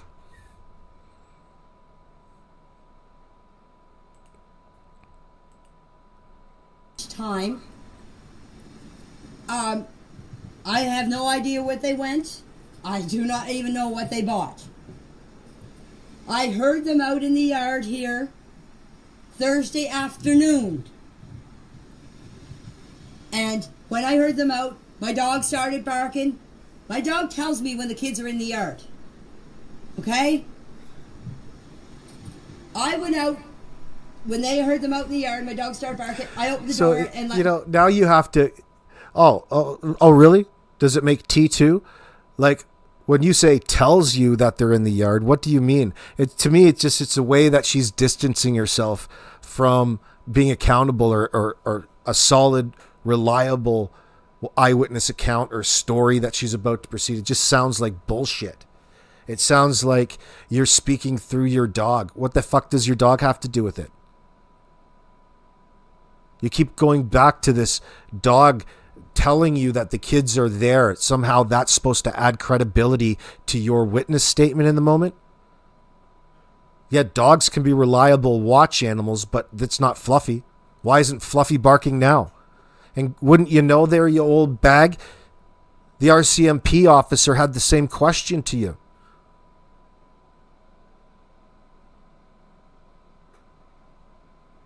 Cruella de Vil, Susan, that's a good one. Who is the witch on the 1,000 Dalmatians? That is what she reminds me of, right? Helicopter Grandma. With her poofy white hair. Physically, you mean? Yeah, physically she looks like her in a way.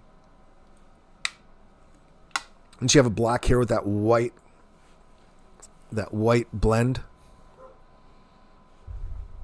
The more I listen to it, you pick up on different things. She really does take a good pause in between her words. Like she's choosing them, Jen Nova.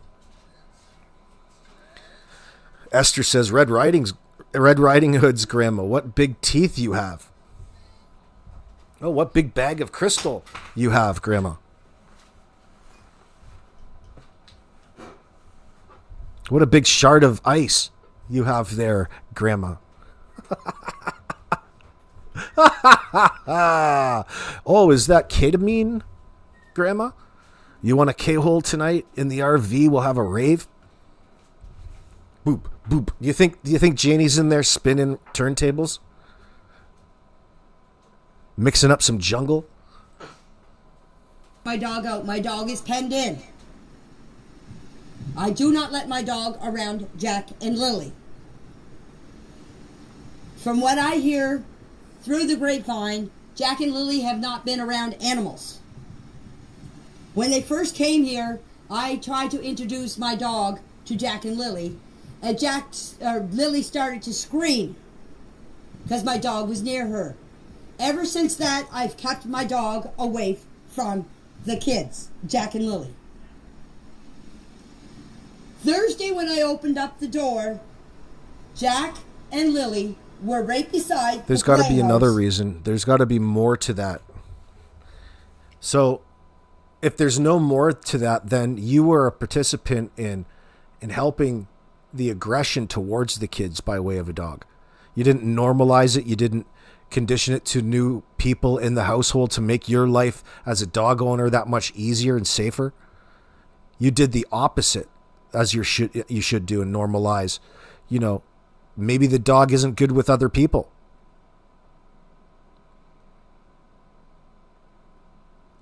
Maybe it was an ongoing issue.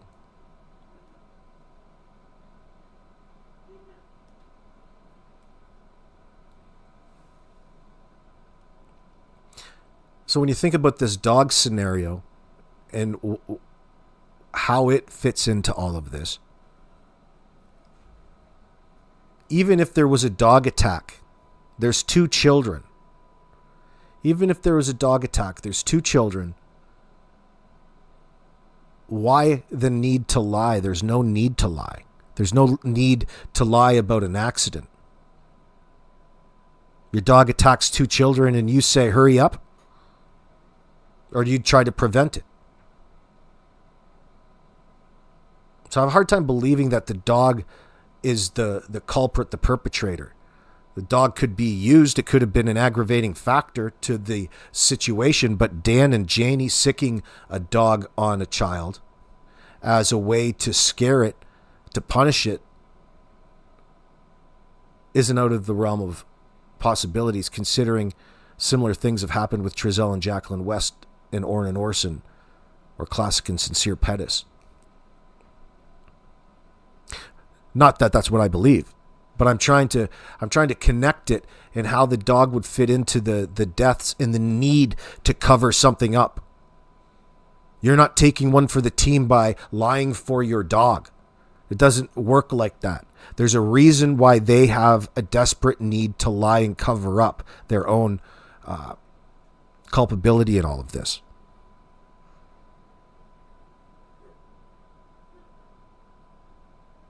Helicopter Grandma, don't forget JM would not let the investigators in her trailer because of the dog, but she did say earlier that she used to let him out of fence him in. Why not that day? I don't know about, like, I'm open to whatever. Janie just seems like a big old distraction and trying to rationalize away everything and anything. She just fits to the scenario, not like it's a good quality or trait. She just doesn't want to talk or go into context about any of the answers that she's given. That's why she ignores and avoids timelines and time frames. Thank you, helicopter grandma girl. That's very generous of you. Looking for worms under a board. Jack said to me, "Look, Granny, I found a worm. I found a centipede." I said, "Good boy, you keep looking." That's when I went over. Isn't that so? This my front of my tray. You know, like even when she brings it up, she's repeating herself with this worms and centipede and things that Jack does outside. She repeats it herself and fits it into what it was he was doing the last time she saw him on the Thursday night. But she doesn't want to nail that down to any particular time. After all this time, especially, you would have thought it would have been brought up with the RCMP and you would have remembered the time that you gave the RCMP. So you're telling me that you didn't give them a time, roughly? You refuse, like your dumbass son, Daniel, to attribute any of your actions the Thursday night to any sort of time slot because there's nothing worth remembering and it was just a normal everyday. Even a normal everyday has a timeline of things that you've done. Even when you're not doing anything, you're doing something to fill in that blank. You could fill it in with doing nothing. But your utter refusal to do so is worse, if you could possibly believe that there's worse than that. Because you're refusing to answer the question. You're trying to dodge and get away and avoiding further questioning that would reveal that you're full of shit.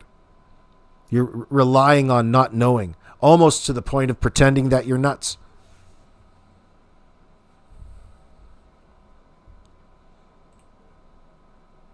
Which would be malingering, they call it, right? Malingering? Started raking the gravel for the swimming pool. Because I was waiting for Daniel to find his tools so he could help me put the top board up on the fence so I could put the boards up because I couldn't hold one end and nail the other end. Anybody that knows that, anybody that does carpentry knows that that's impossible to do, to get that it balanced and hold one end up and the other end drop. That's just a way that she wants to get out of that previous conversation. She starts talking about, if you don't knowing anything about carpentry in that sense, if you know anything about carpentry, you'd know this. It's a deflection away. She's changing the subject, distracting you away from what it was she was on about just a second before that. Fuck. When you don't know the person, maybe you just think that she's kooky. But the more that you get to know Janie, the more that you realize that she's just full of shit. She's lying. That's just another one of her ways that she's on in convincing us in this storytelling pattern of how innocent she is. And somehow you're supposed to attribute that to whatever happened to Jack and Lily. It's almost impossible. You're stuck with feeling, what the hell did I just, go through listening to this Janie? Whatever it is, she's hiding something.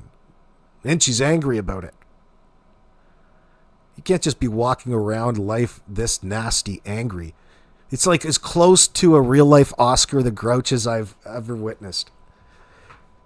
And she's female. You're like Oscar. You remember back in the 80s when Oscar the Grouch used to be really good, like really sarcastic? To the point where I think they had to change his script in Jim and Sesame Street. Because there used to be an old, nastier version of Oscar the Grouch. Like he would really come at you with some roasts, some one-liners. But he was nasty that it was noticeable on a children's show. That's just what Janie is here. You're like, it's almost that inappropriate. It stands out. It's a real-life Oscar the Grouch. Living in that fucking RV, pretending to like it.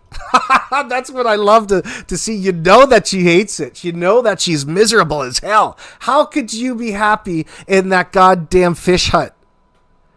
It's not the fact that you have to make a go of it in that sense. Here's the issue. You've got that RV that you own and have lived in for 26 years, you up, and because of the scenario, because of your hatred for Malaya and the situation that Daniel's presented you, you've opted to go call Kent to wheel in a broken down old RV that doesn't run, that's free, pulled from the dump, throw an old plastic tarp from the dollar store over it and call it home. Girl, you know it's true. That's why you're so goddamn uppity, angry. It doesn't matter. I've already lost everything. It doesn't matter what happens to me. I've lost everything. Yeah, including your trailer. You've given it up to Daniel. He's taken over your life. His substance abuse has taken over your life, and you're resentful over it, and that's natural, Janie. That's natural. We can relate to these feelings, but you refuse to acknowledge them. Just want to think that this is your normal self, like you're avoiding in the most unrealistic manner possible. That's why people are kind of giggling about it. Not that they're laughing at you. Well, they kind of are, but you're in total control over that. You didn't have to lie in front of this camera. You didn't have to bullshit and lead us on about how innocent you are in whatever it is that you don't want to commit to linguistically over the fate of Jack and Lily. And that's the serious undertone of everything, no matter how and what we joke upon. And that's something that nobody can bend on. And that goes for everybody glazing Cheryl, unfortunately. She's in complete control over her public persona. It has everything to do with the truth, Jack and Lily.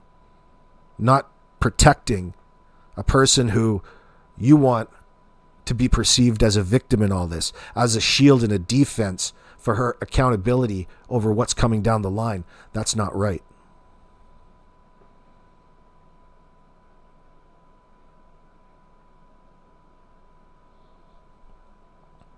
See, Holly Dolly, in my comments section, you wanted to relate whether or not I faux pod therapy.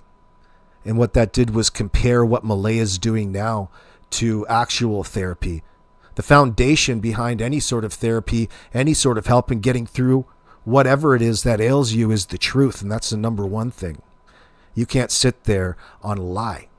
You can't sit there and continue on pretending things a certain way and just nod your head and get through it and be truly take its benefit. Therapy is the last thing that Malaya needs right now. The only reason she's associated with it, and that's not what she's in right now. That's a completely separate, different thing than what Cheryl and her other buddy is doing in front of the CBC, and that's just the way it is, no matter what statement you choose to make. You can't change the facts of the matter here. You can be in control of it, but you guys don't like to acknowledge reality or the truth. It's all a distraction to you. Everybody else, there's nobody out here that's overreacting about Malaya Brooks Murray at any one point in time. And it has nothing to do with her victimology. It has nothing to do with what Daniel's done to her or what he's in front of the courts for. There's still a lingering lie that's hanging in the room like a fish funk. And nobody's going to stand for that shit. You need to encourage that out of your newfound friend, Mrs. Important. What? The real Norbeaster Meredith. I just know her type. She feels invaded, which is a real grandma. Wouldn't effing act that way. Yeah, like Malaya and the kids are intruders in on her life in that sense. They're intruding in on her life. Mike used that term the other day. It's stuck in my head. That's a good term for it. That's how she speaks about the kids. Absolutely. As though the whole process of them being back, including Meadow, is intrusive. Combine that with a sense of entitlement that comes through her and this perceived rights that she has as a grandmother of these people is just a reason in her own mind where she can impose her will on old Malaya in Malaya, in Meadow, the new baby. Could you imagine old Janie giving you advice about, feeding babies and changing and things like that, rearing babies? Coochie coochie coo. The only thing Janie and babies have in common is the fact that they both look good in onesies. Janie has got 3 Temu onesies. One of them's a Super Mario Brothers outfit. Yoshi. And H, covert narcissists hate being fought. Even children, my mom was effing that way. Or their effing way. Or that effing way. What lie? It's a dump. The RV and the mobile home. Let's not forget about the filthy yard. Well, dude, that's something. There's something going on there. Everybody's mental health in that place was suffering. And the problem here is it's all voluntary. It's all self-induced. Absolutely it is. There's substance abusers. And then there's mom. She doesn't know how else to handle it. She probably just believed everything Daniel was telling her. She's sick of being lied to. That's the way Earl sounds like. You know, remember Earl's message? I'm sure that message was about Danny.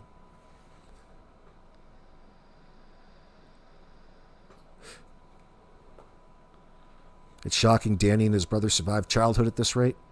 Meredith, I don't know. I wish I knew a lot more. I mean, it's difficult getting to know somebody like this, like we get to know Janie, but I wouldn't change it for the world. I mean, it's such an interesting exercise in psychology. Like, she must really be in a lot of emotional distress in my mind. That's the way I look at Janie. Like, she is so bothered by something and she's affected by it, and she's at such staunch denial about things that she's suppressing that it can't help but affect her, and it manifests in the way that forces her to look so off on a camera. Anything but natural. She's not natural. She's being driven by this secondary cognitive load of hers, and it's affecting her physiology. Why? Probably because at some level we can all relate to that feeling, how that feels, and how it would feel to be in Janie's situation. No matter how, many of us probably don't want to put ourselves there, but we do nonetheless in our minds. It's a curiosity.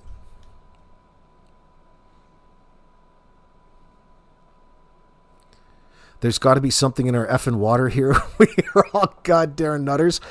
No, I don't think that. I think it's, there's some places that just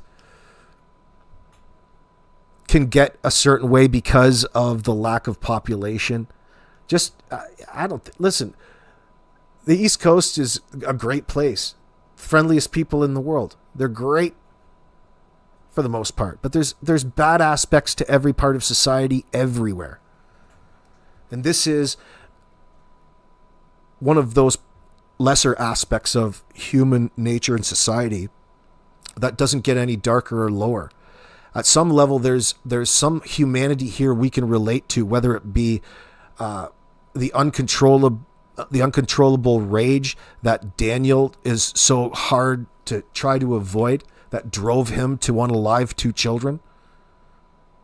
These are the things that people are in the chat to seek to understand along the way, and it's frustrating. We know why. We know why Daniel is lying. It's still an amazing thing to witness and watch him try to get away with this. And he won't. If you were innocent, the CBC wouldn't be focused on you. Number one, you wouldn't be in the situation you're in if you were innocent. The truth would speak for itself. And the fact that you're doing all you can to alter and obscure the truth from this situation, all in efforts where you prioritize your own innocence above and beyond over committing to what you think even happened to Jack and Lily, and what you think should happen to the people who are responsible for that? Yeah, there is a group of people actively trying to cover this up. Daniel's coming full circle and identifying and talking about himself in the third person, and it came through the article the other day. He slipped. Because you can say there is a group of people that are involved in the cover-up. You would have to be an idiot to know that you guys aren't covering up. And that's what makes Durwood so goddamn suspicious. There's a reason for that. You needed his services.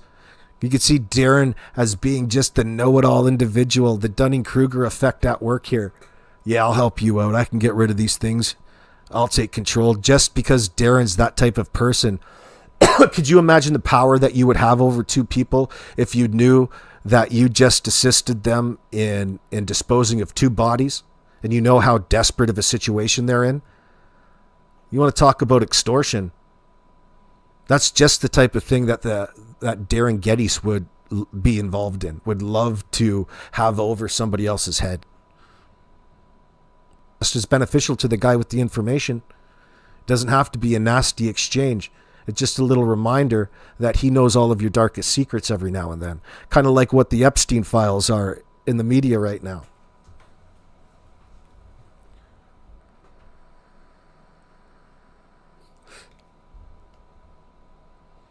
Oh yeah, Norbeaster, you live in Sydney, way out in Cape Breton?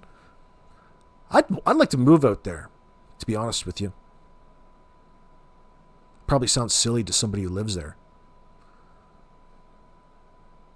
But I say that about a lot of places.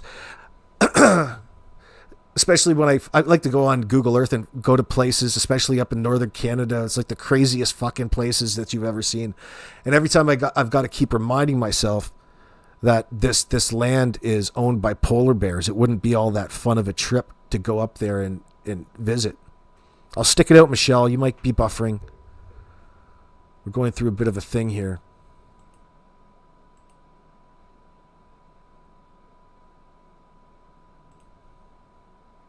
Stream health poor. There's something. Jeez.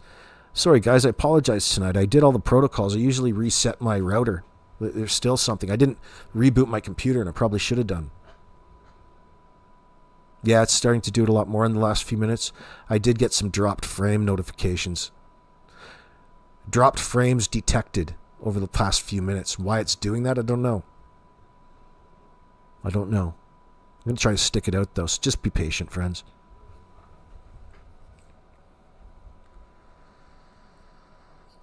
You grew up in Wolfville, Meredith?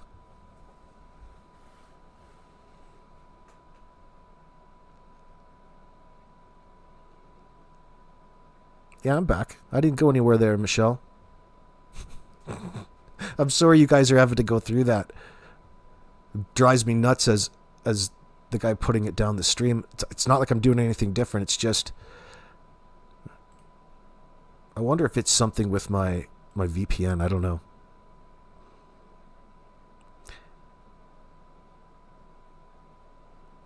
Norbeaster says it's a nice place he'd be, but it's hard to find work.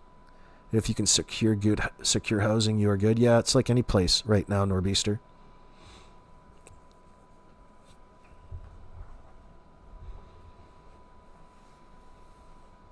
We'll come there and live off the land like Daniel. If Daniel could do it, maybe I'll move into Patty's house. Heard she's got a room for rent. I'll come down there and make my way in. I heard you're looking for a new man. Lynn says, and she was going to put in a swimming pool right by her RV where the kids play and squeal despite having a dog like that, and sang.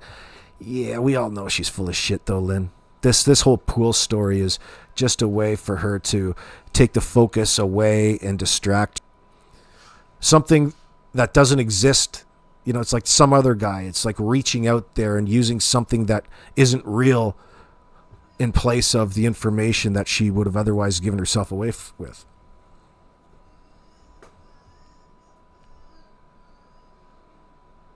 Oh, you're so kind, Helicopter Grandma.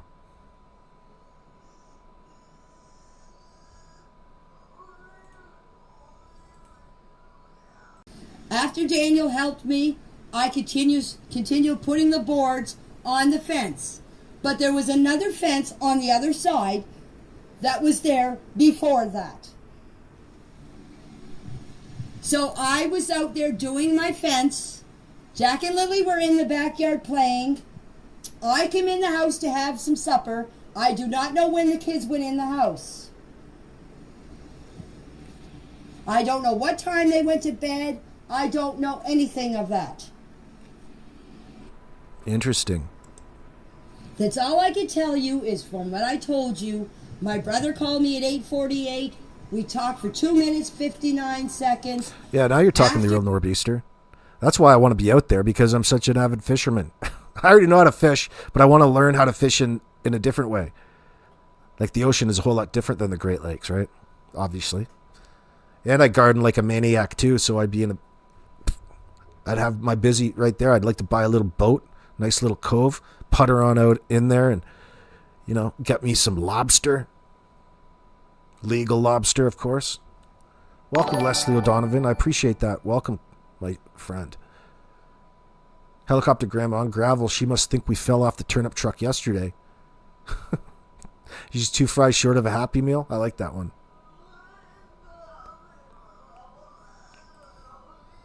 That I laid down. My dog barked because Lily and Jack were here where the swings are. I have a board up over my window. I did not see them because the board was closed. The reason I have a board up over my window is for the winter time to keep the draft out and for the summertime to keep the sun out. I heard them Friday morning. I swear on a Bible. Better than that, I swear. The fact that she just swore in that Bible tells me that she didn't hear them Friday morning. Do you know what I'm saying? Now that I get to know her patterns and things like that, the fact that she has to rely and bring Jesus into it and her father's grave as though it's supposed to add credibility to her claim that she saw them Friday morning tells me that she didn't. That's a problem.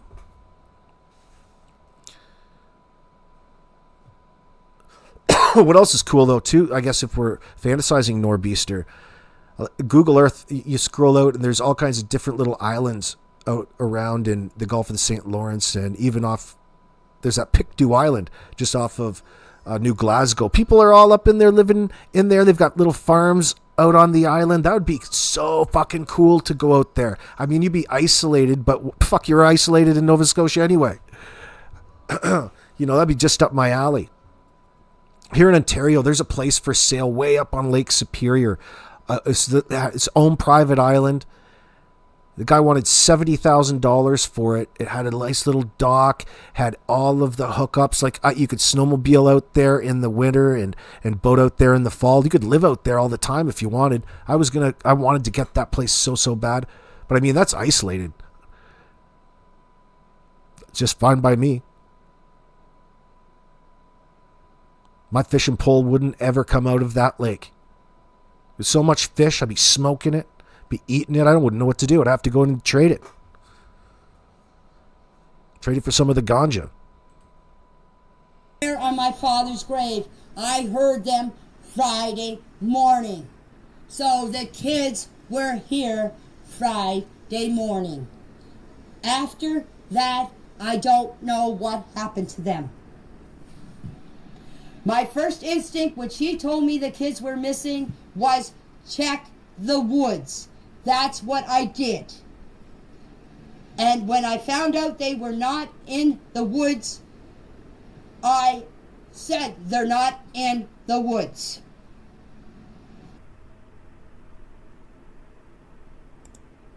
And for what she said about Jack and Lily wandering, that's a bunch of BS. The only time they go anywhere up in the woods is when my other 2 grandchildren are here. And so here you go again. Here you go. There's the trifecta of individuals that are there that are now contradicting each other's story. This is Janie telling you what we're telling you, that the kids were not known to wander, and she's reiterating that to a greater audience after the fact. Really – saying that Malaya lied to the RCMP on the phone. So the question still comes back to you, Janie, as to why you would automatically then think the kids went into the bush if they weren't known to wander in the bush. Just another initial contradiction on your own claims. You're trying too hard in that sense. OMG. Where did I see that?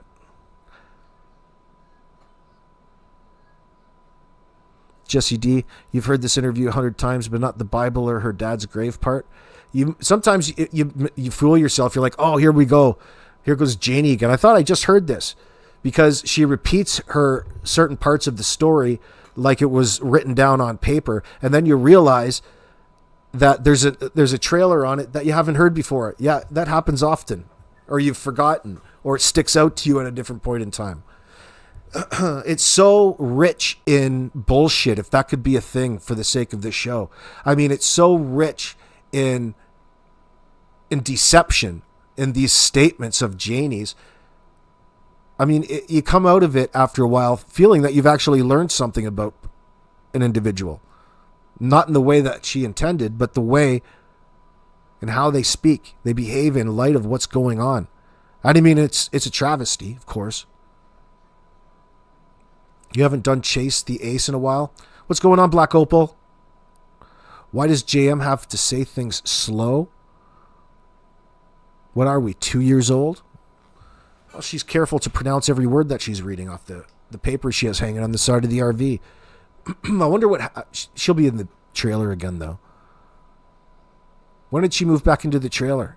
I guess it's none of our business, is it? When I found out that they were not in the woods, how did she find that out? She knows where they are? Yes, Lee. Yeah. Like, how does she verify that for herself? Is the question, right? I get what you're saying. What are her indicators? She skips over these things like she skips over the time. Always kept an eye on by me. And if Daniel's in the yard, he watches them too. And for what she said about Jack and Lily wandering, that's a bunch of BS. The only time they go anywhere up in the woods is when my other two grandchildren are here. And they're always kept an eye on by me. And if Daniel's in the yard, he watches them too. And the kids have never wandered away or never gone in the woods by themselves in the last 2 years. Why all of a sudden would they do it Friday morning? And there's three questions I cannot answer. The first question is who would know the kids were home? And number two, who would know when they were outside? And number three, when I saw Malaya outside my RV, see, here's the problem. You can answer all of those questions. You won't answer all of those questions, Janie. The fact that you're bringing them up as questions that you can't answer tells us your answer before. In this situation, it's not helping you. But the flawed logic that you're presenting people is more of a riddle than it is anything, and it's an attempt for you to deflect away from the topic.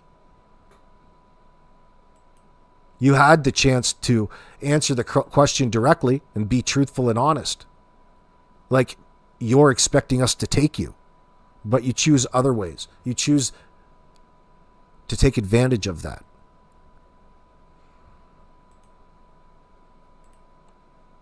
She crying, or why wasn't she hysterical if her kids went missing 20 minutes ago? And here's another thing. Think about that. Why isn't she hysterical if she knew her kids were gone for 20 minutes? Well, that's such a paradoxical question. Think about that in as a philosophical question. Like, first of all, don't you think the question would be, how do you know your kids are missing in the first place?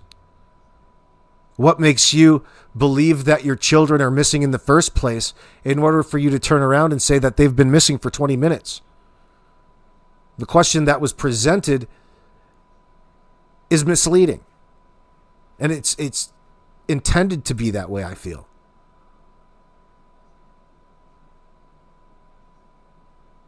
Helicopter Grandma, so let me get this straight. DM was working 1 day a week and he watched Jack and Lily. Bravo. Yeah, it's just Janie telling you. I don't think that that's actually really a thing. And like, I mean, they're saying watched the kids, like as in you observed them from across the room, like you have no duty, like it's not your job to be interacting with them, like they're separate from you. It's not part of your family. Usually your kids are around you nonstop to the point where you wouldn't even bring it up. It's a no-brainer. It's like what? Why would you have to bring it up if you weren't trying to make a point one way or the other? What was the point with Daniel? He's trying so hard to play like he's a caring parent and an active parent. Do caring active parents have to remind the people as their kids are missing just how much they feed them or change them or put them to bed or get them up in the morning, or all of the things that your partner is supposed to do? Who are you, Archie Bunker? Who are you, George Jefferson? What the fuck is this? Choreography. Janie is clearly mad at Daniel, but she can't say that part. I think you're absolutely right, just my opinion, 2291. I think you're right. That anger comes through. She's annoyed with the situation. Who could blame her?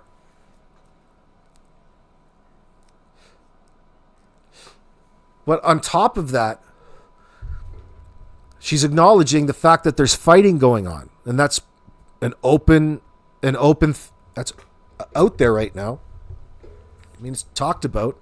It's an issue, a factor. That they argued about money. And way much, and a lot more.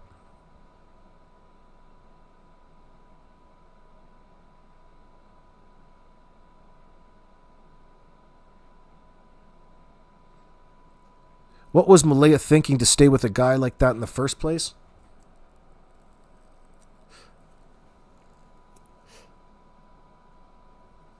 Well,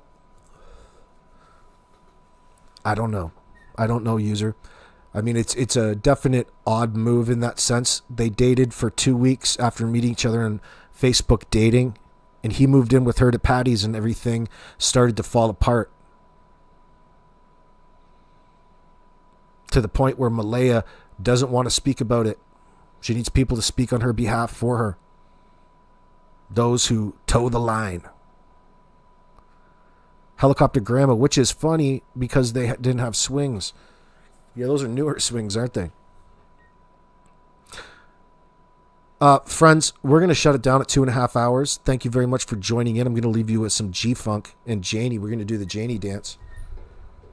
These dropped frames are too much. I'm going to get off here in quick, having you refresh. I appreciate you sticking it out. Thank you very much to the new members and super chats. I'm very happy to come up here and chew the fat and shoot the shit about this case all day, every day. Because it truly is fascinating watching these individuals lie in real time.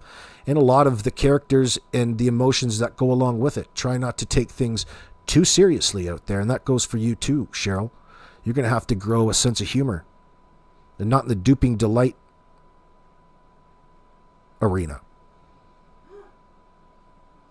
The truth shall set you all free. And we all know what that is, don't we? G-Funk on its way. Thank you for joining.